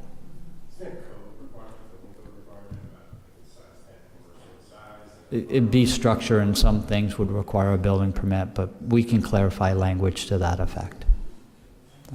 And what about the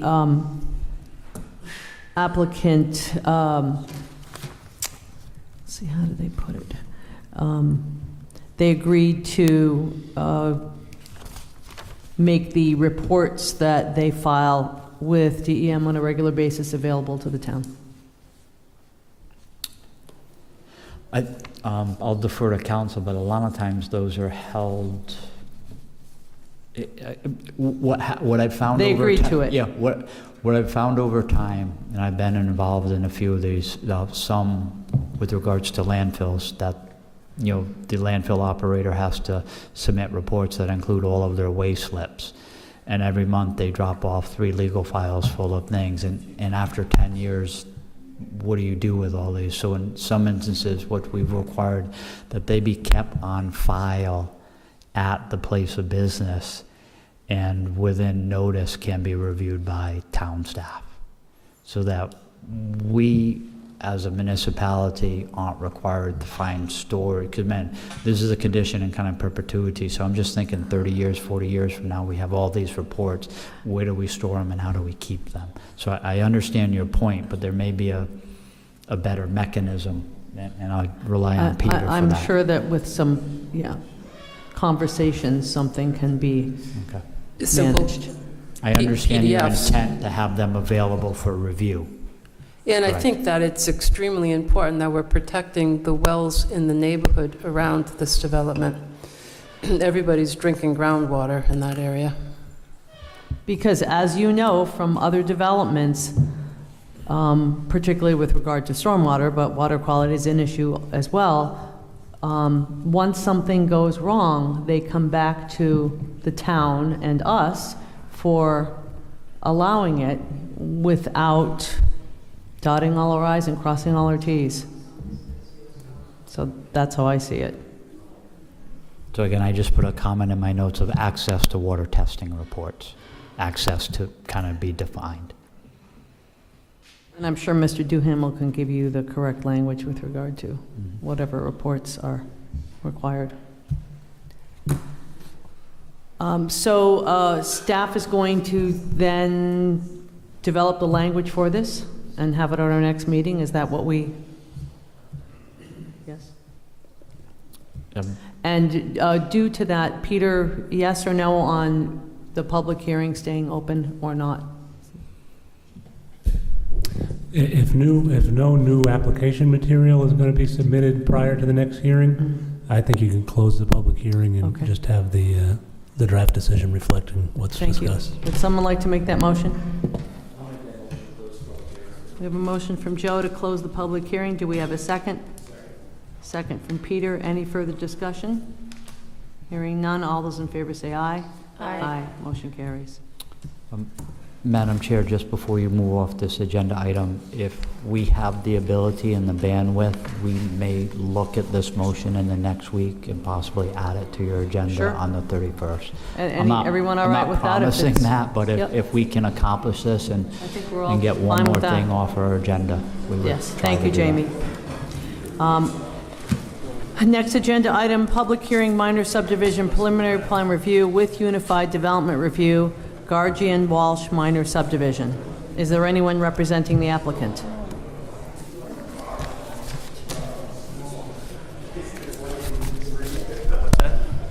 Hi. You'll have to speak up. Right. All right, Madam Chair and Planning Board, I'm Artemis. Let's just give them a minute to. Oh. Excuse me.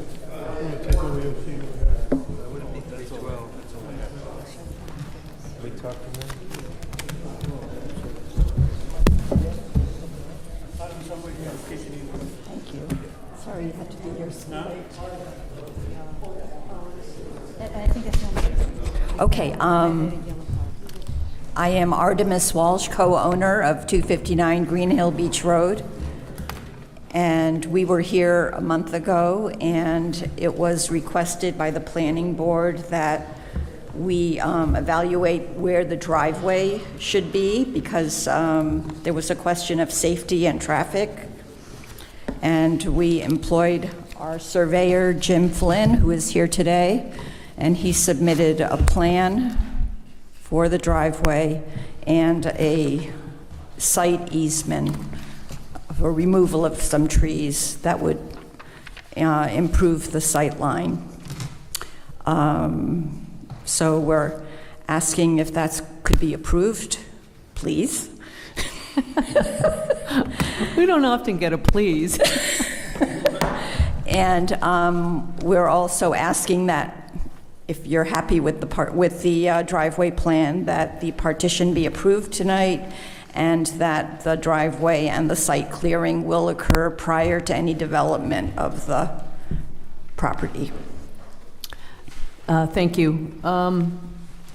Staff comments on this, Jamie? Yeah, so Madam Chair, just to weigh in on the sightline and sightline profile. So site, and I don't know, Brian, if you can pull that up. So there was a substantial amount of discussion on the location of the proposed driveway for the new lot. And there is potentially a conflict with the curvature of the road. So there are two aspects associated with curb cuts. There's safe stopping distance and there's safe sightline. So the sightline standards for sightline distance profiles is typically measured at a minimum of 10 feet off the edge of pavement or traveled way, and you're measuring that from 3.5 feet, looking at an object 3.5 feet away. That's based on the 80th percentile of what your intended speeds are. That number is a higher number than what's called safe stopping distance.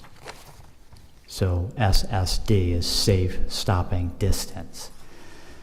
Safe stopping distance is associated with someone who is already on the road in the traveled way, and their ability to recognize an object in the road, which is typically measured at 18 inches, which is commonly referred to as a small animal or a dog, and your ability to stop before you hit that object.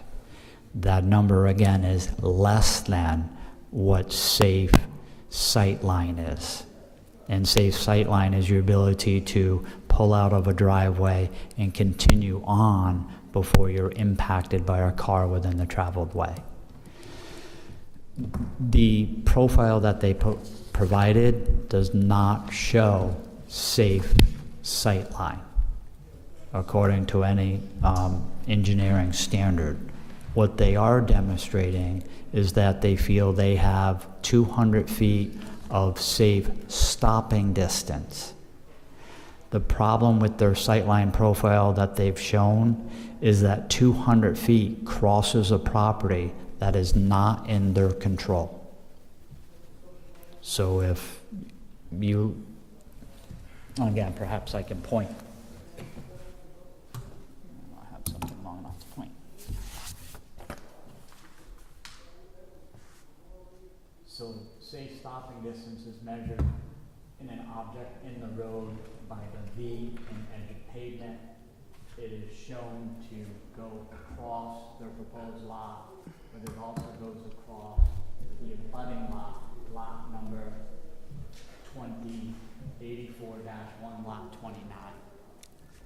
So their ability to clear sightline without an easement does not exist. They cannot go onto someone else's land and cut down vegetation without that landowner's permission. So typically, you would have a sightline easement, or there would actually be a physical fee simple transition of that land and ownership. So if you look at staff's memo, we're making a recommendation kind of twofold. One, that if you were to act in a favorable manner, that the new lot being created must be on a shared driveway with the lot that contains the existing house. If you do that, you would, the entire 200 feet of site safe stopping distance would be either on the applicant's property or within the town's right-of-way. So they would be in control of it or be able to seek permission to cut down vegetation, and that permission would be asked for and potentially received from the town of South Kingstown's Public Service Department or Public Works. It would not require them to acquire a sightline easement or land from an abutting property owner. The other provision that's contained in the language would give them the ability that if they wanted an independent driveway for the new lot, they would have to provide the necessary legal documentation that showed they have acquired the rights to clear the sightline on land they do not own, or they have acquired that land so it is now within their control. But without a recorded, deeded right to clear someone else's land, in my professional view, they have not demonstrated that they actually have the 200 feet of sightline in their control. And in reality, and I'll give some credit to Mark, because Mark provided us with photographs that the frontage that they're claiming needs to be cleared is actually bamboo and heavily vegetated. And they would need to clear that vegetation to acquire the 200 feet of sight line. And again, they are not in control of the land they would need to clear the sight line for. Jamie, can you also talk about the accessory structure without the principal structure Yeah, on a separate lot? the second aspect of this is our zoning regulations do not allow they allow residential, if a lot is being created, that lot is allowed to have a residential unit. You cannot create an outbuilding on a piece of property unless there is a primary residential unit. So I want to say they're caught in a little bit of catch-22 here. They bought a single-family house lot that contained a residential unit and an outbuilding. They are proposing to divide that, one being the house proper, and the other portion of the property which contained a former accessory use would remain, or they're proposing it to remain. That would be a violation of our zoning code. So you kind of have two options under the Unified Development Review. You could require them to raise that building prior to the recording of the final plan, because if the building was removed, they would be able to comply with zoning because the building's not there. So there's no conflict with a non-residential building for occupancy being on the property. A potential compromise, it's unique to this scenario, which would give them, in this scenario, 24 months to either remove that building or convert that building to a fully functional residential use, or build a home on that lot, which would then make the existing building accessory to that. It's a unique scenario. Again, council may weigh in on that, but if they failed to do that in 2 years, it would become a violation. It would be subject to daily penalties.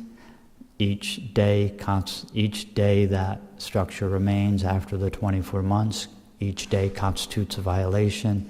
There's a penalty and fee associated with each day.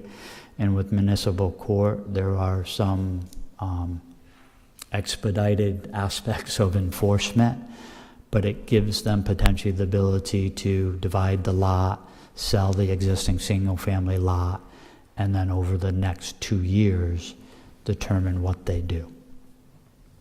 But that's unique to potentially what you've done in the past.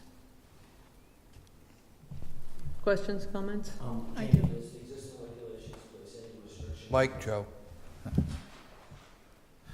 Does the existing regulations place any limitations on the size of accessory building? We're not talking about an 8x8 garden shed. We've got a 1,700 square foot structure here.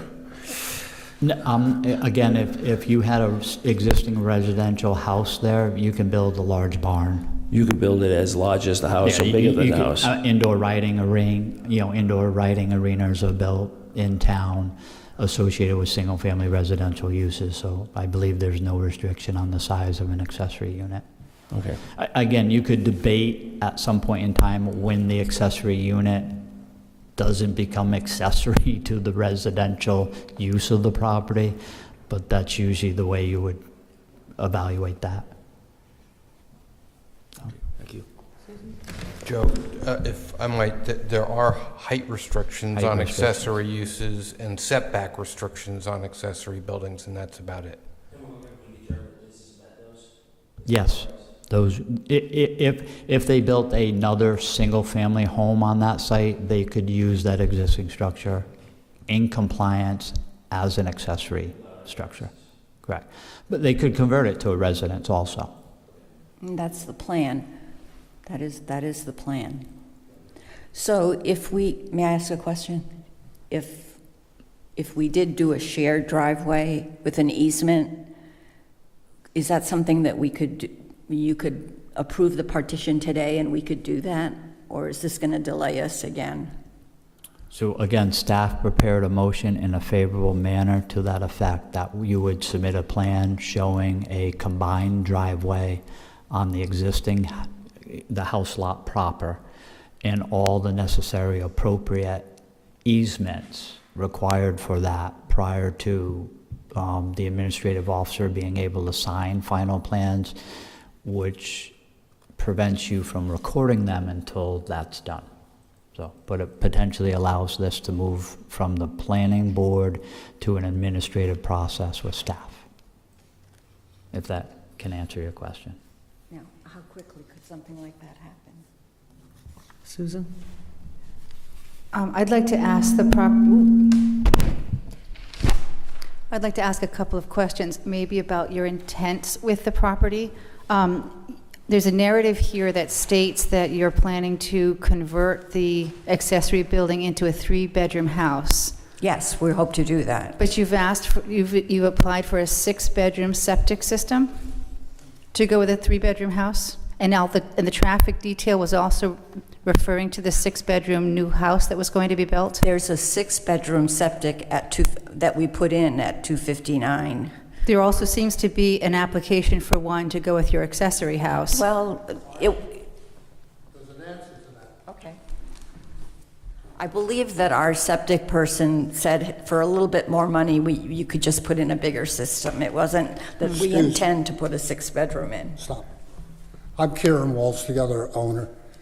Other half, I don't know which half, but we were told we could put 2 septic systems in there, one for 2 bedrooms or one for 3 to 6 bedrooms. So we chose to put the bigger one, which covers a 3, and it could go to 6. I can't see a 6-bedroom house on in that property, but other people may. Okay, thank you. But that's the reason we put the larger one in. So I have another question. It appears that the property in its entirety is for sale right now? Yes. So are you intending to sell this house and accessory on that lot as one unit with this subdivision approval? I guess I just want to understand that if you're not the person responsible for building this house or addressing this a year from now, maybe we need to treat this a little differently to make sure that the new owner, if you are trying to sell this as one huge lot, that that's addressed in the future. Okay, it's a little complicated. We want to do the partition and have 2 separate properties so that we can develop that ADU, that accessory dwelling into a home. But the process has been taking so long that we felt the necessity to put the whole property on the market in the chance that we could sell the whole thing, because we have quite a bit of debt right now from renovating that house. But as soon as the partition is approved, we will sell only the house and half the lot, and keep the half with the garage to do the conversion. So we're kind of like playing both sides because we have to financially right now. Thank you. Okay. Other questions? Jamie? Just on the clarity with council, because again, this is Unified Development Review. Normally, they would be before the Zoning Board of Appeals requesting a use variance to allow that structure to remain. And instead, they're before the Planning Board where you're allowed to vary from the zoning code. So I just want to make it clear that the structure of our motion before you tonight is one motion, Peter. I'm just not 100% clear. Do they need to, in essence, take a motion to allow the use variance for 24 months and then act on the subdivision, which would be in conformance with the code because the waiver / variance has been issued? So. Yeah, this is a tricky situation because you are sitting, and I know it shouldn't be, but so you are sitting for Unified Development Review as both the planning board and the zoning board, because an accessory structure is prohibited on a lot without a principal structure on that lot. So the state, ordinarily, if there wasn't a use variance request, this would just be an administrative approval of a two-lot subdivision, which would not even come before you.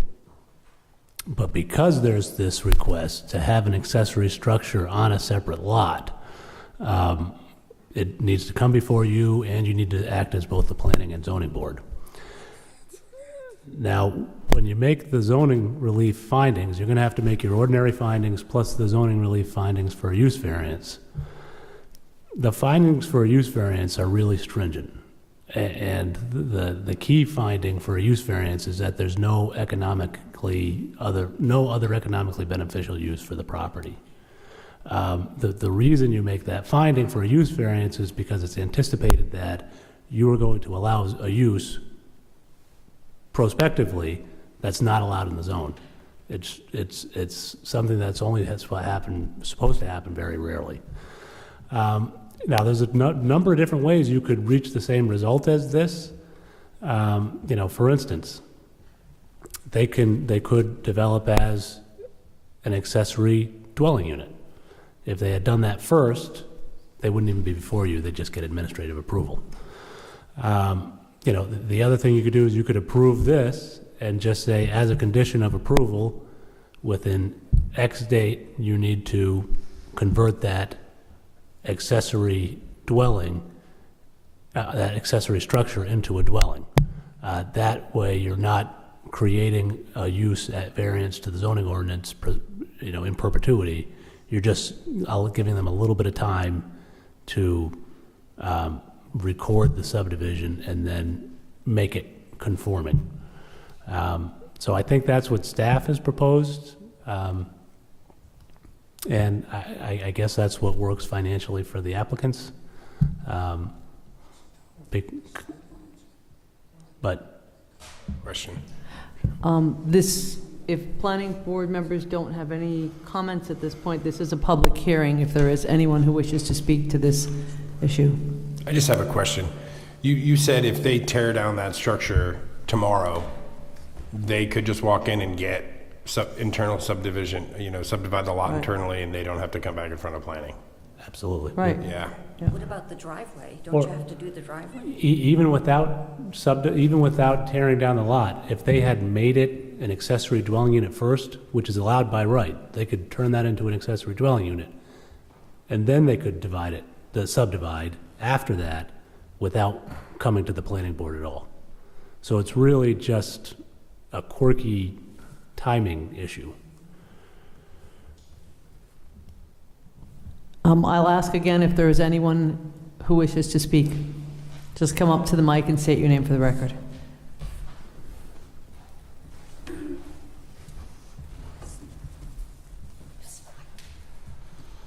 My name's Nicholas Walsh. I own the property right next to this one. My only concern, I heard that they're trying to sell it with the structure, and it's in kind of disrepair right now. And I was just concerned on if they sell it, if it just sits there and continues to get worse and worse. I'd like to have some kind of a buffer between the two properties so it doesn't kind of be such an eyesore to my house, because it's actually closer to my house than it is the farmhouse. And what Jamie said was, if we approved it, we put a time period on how fast that would have to be upgraded, correct? Yeah. In the draft motion, we've suggested 24 months. It could be 12, it could be 18, but 24 to build a new house for someone to acquire the land, permit and build a new house or convert that. That was our suggestion. So again, within the time frame would be within 2 years, that building either gets converted to a residential unit, a new home is built on the property where that building becomes accessory or an outbuilding to a primary residential unit, or it's torn down. But that would happen within a 24-month period, and if it does not, it's subject to penalties and fines associated with Rhode Island law. But it could stay in that state in perpetuity as long as they build a primary residence on that lot. Correct. Okay. The other thing was, which I think it was kind of answered, but I was curious on what they could use that for, being an accessory building. I didn't want it to become like some kind of a storage place where equipment or something would be stored around the like heavy equipment or anything would be stored around that structure and kind of look a little more disarray. Because I don't know if anyone knows this property, but beforehand it was owned by a guy who did a lot of like sculpting and stuff, and he had a lot of those things around it, and it was kind of an eyesore, and it finally got cleaned up, and I just don't want to see it go down the same road again. Thank you. Would someone else like to speak? I'm Tamara Walsh. I'm Nicholas's wife. Just state your name, please. Tamara Walsh. I am Nicholas's wife. I live at 229 Green Hill Beach Road. So you said they could maybe get it as an accessory building.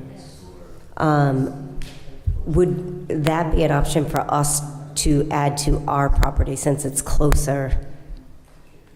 Obviously, So I Like think purchase I think from- I understand the question. If you acquired that land, Yes. and removed the property line between your house and that structure, Yes. it then could become accessory to your To our single-family property. home. Yes, but you would have to remove the property line between the two. Okay. And how do you go about that? Come back It's here? we can do that administratively. It's a deed of merger. Okay. So it's kind of, all right. I want to say it's one of the simpler processes that we're involved in. Yes, okay. That was my question because I'm interested in that, so.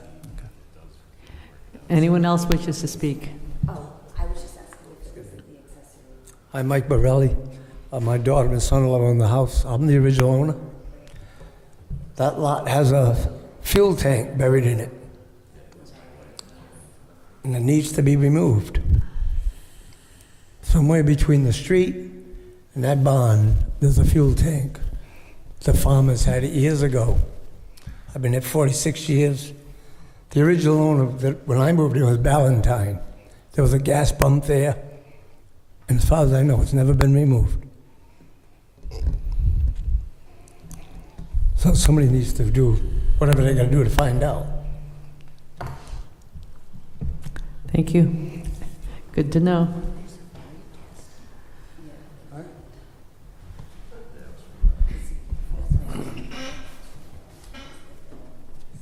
Excuse me, if there's a gas tank, which we're not aware of, or pumps, which we're not aware of, we'll take them out. So, I mean, we have to by law, so that's a non-starter. Peter? Oh, that was Karen Walsh talking. Thank you. Yeah, I mean, it's unfortunate for them if there is, but it's not really something that the board can address. It's just, do they have conforming subdivided lots or not? You know, the driveway configuration, that's certainly something that you can take under advisement, but And this is none of our business, but if you're on a well, you might want to just get your water tested, just if there is an oil tank on the property. We're on time water. Okay.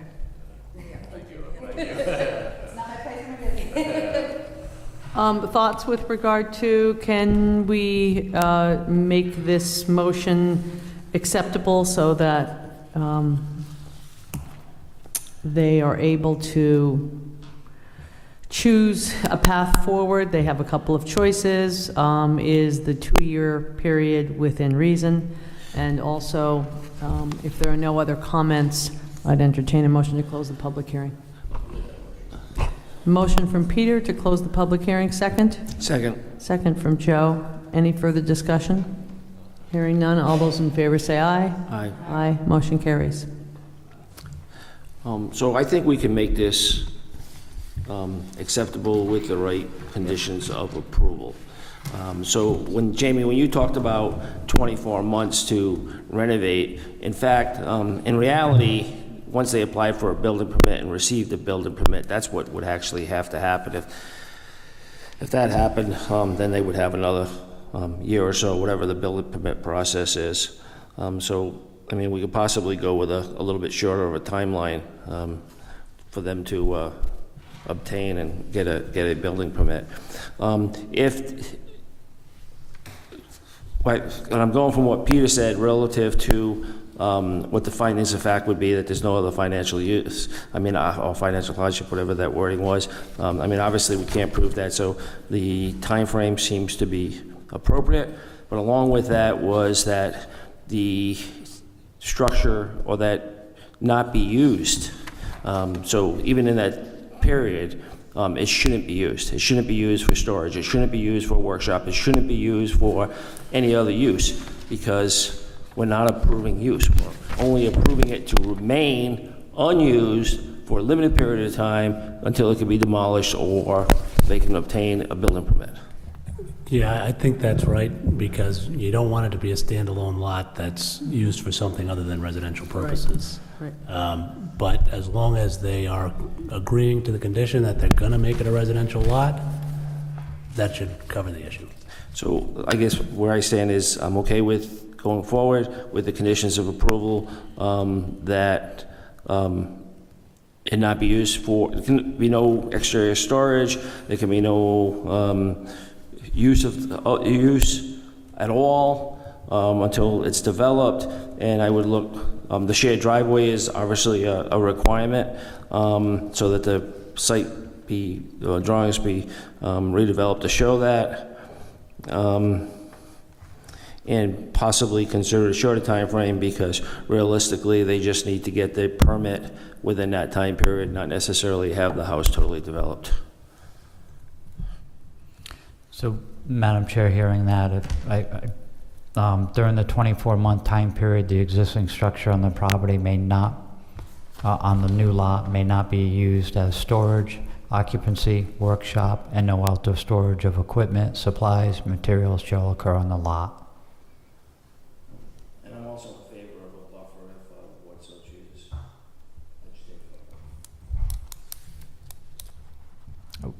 Just a question, if a buffer were established, when would it be installed? Again, this is a buffer to a building that may be removed. And if nothing happens on the property, that structure just remains there without a 24-month time frame. So I have a couple of things with this. There's a typo on items F of finding of fact. Right. Kensington Court and South Road. Yeah, actually, I have a problem. That's a different project. Sorry. And then also, I'm looking at item 5 on the next page. It says the proposed new house lot shall be required to utilize the driveway. Well, one of the residents in the neighborhood who just got up and testified said that they might even be interested in purchasing that house, or that lot. So would this then restrict that anything they chose to use would also need to be accessed by the other people's driveway? Or can there be some flexibility if, say, the neighbors wanted the property? Yep, so, and again, I'll review that wording. Just bear with me.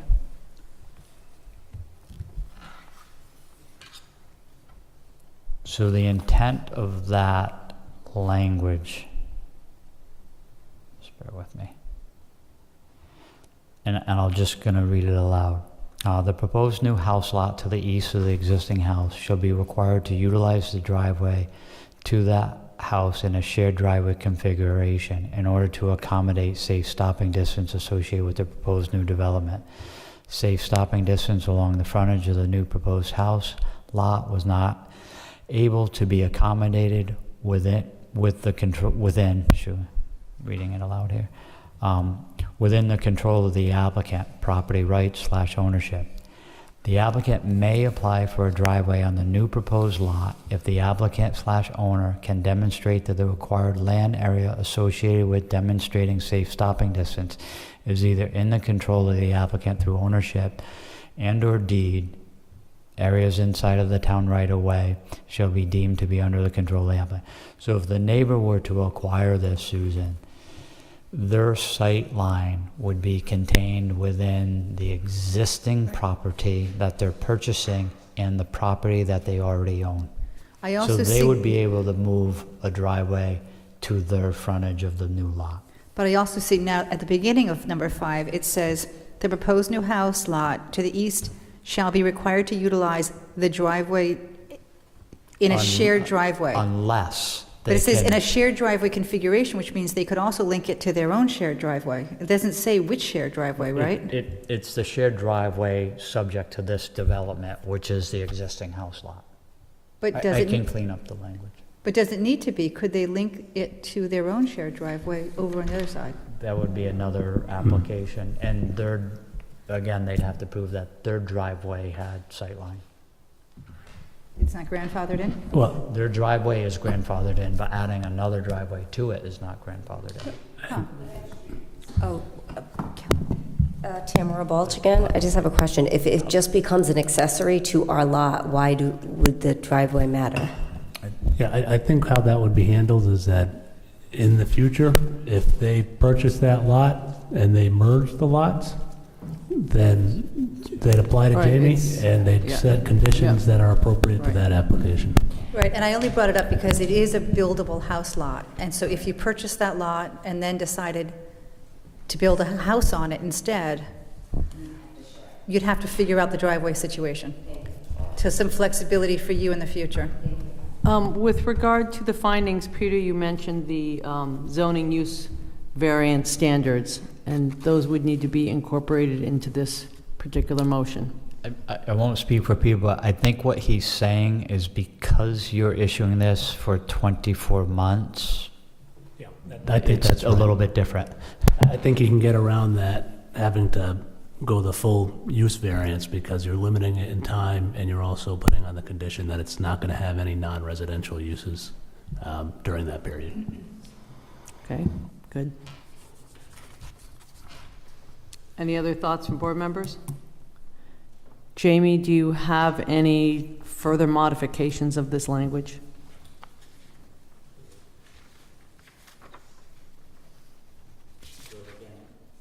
The modification would be to 8 with regards to the primary approval of subject land over converting the existing structure. We had A, final plan shall contain a note that appear with regards to the boundaries that clearly indicate condition 8. In addition, the applicant only shall be required to disclose the requirements of condition 8 to any prospective buyer. And then C is during the 24-month time period, the existing structure on the proposed new lot may not be used for storage, occupancy, workshop, and no outdoor storage of equipment, supplies, materials shall occur on the lot. So,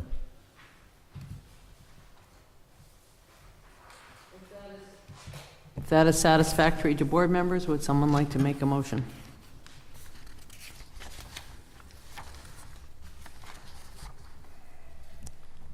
Beginning on page 4.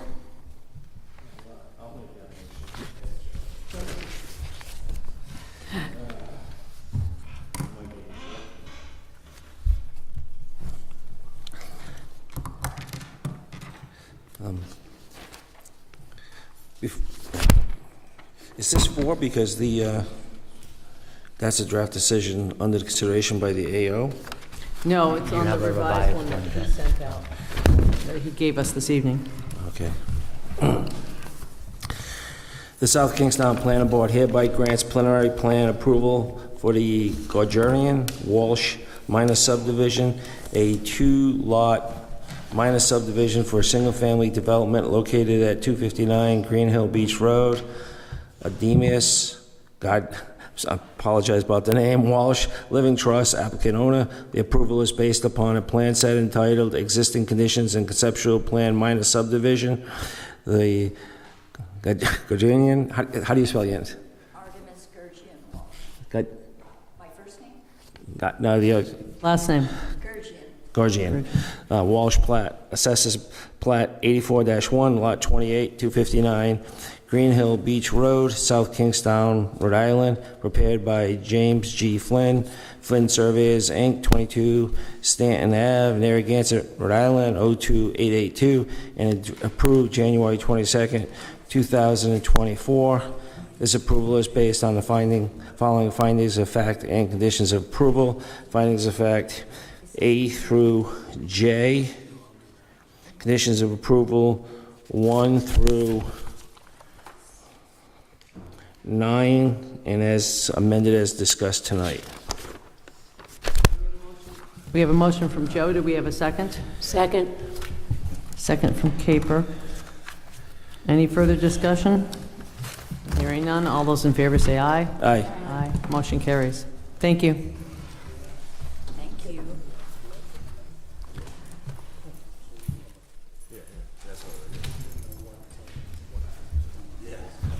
Jamie, do we have any reports or special items from you? Or given the late hour, and will be. Last agenda item is election of officers, nominations.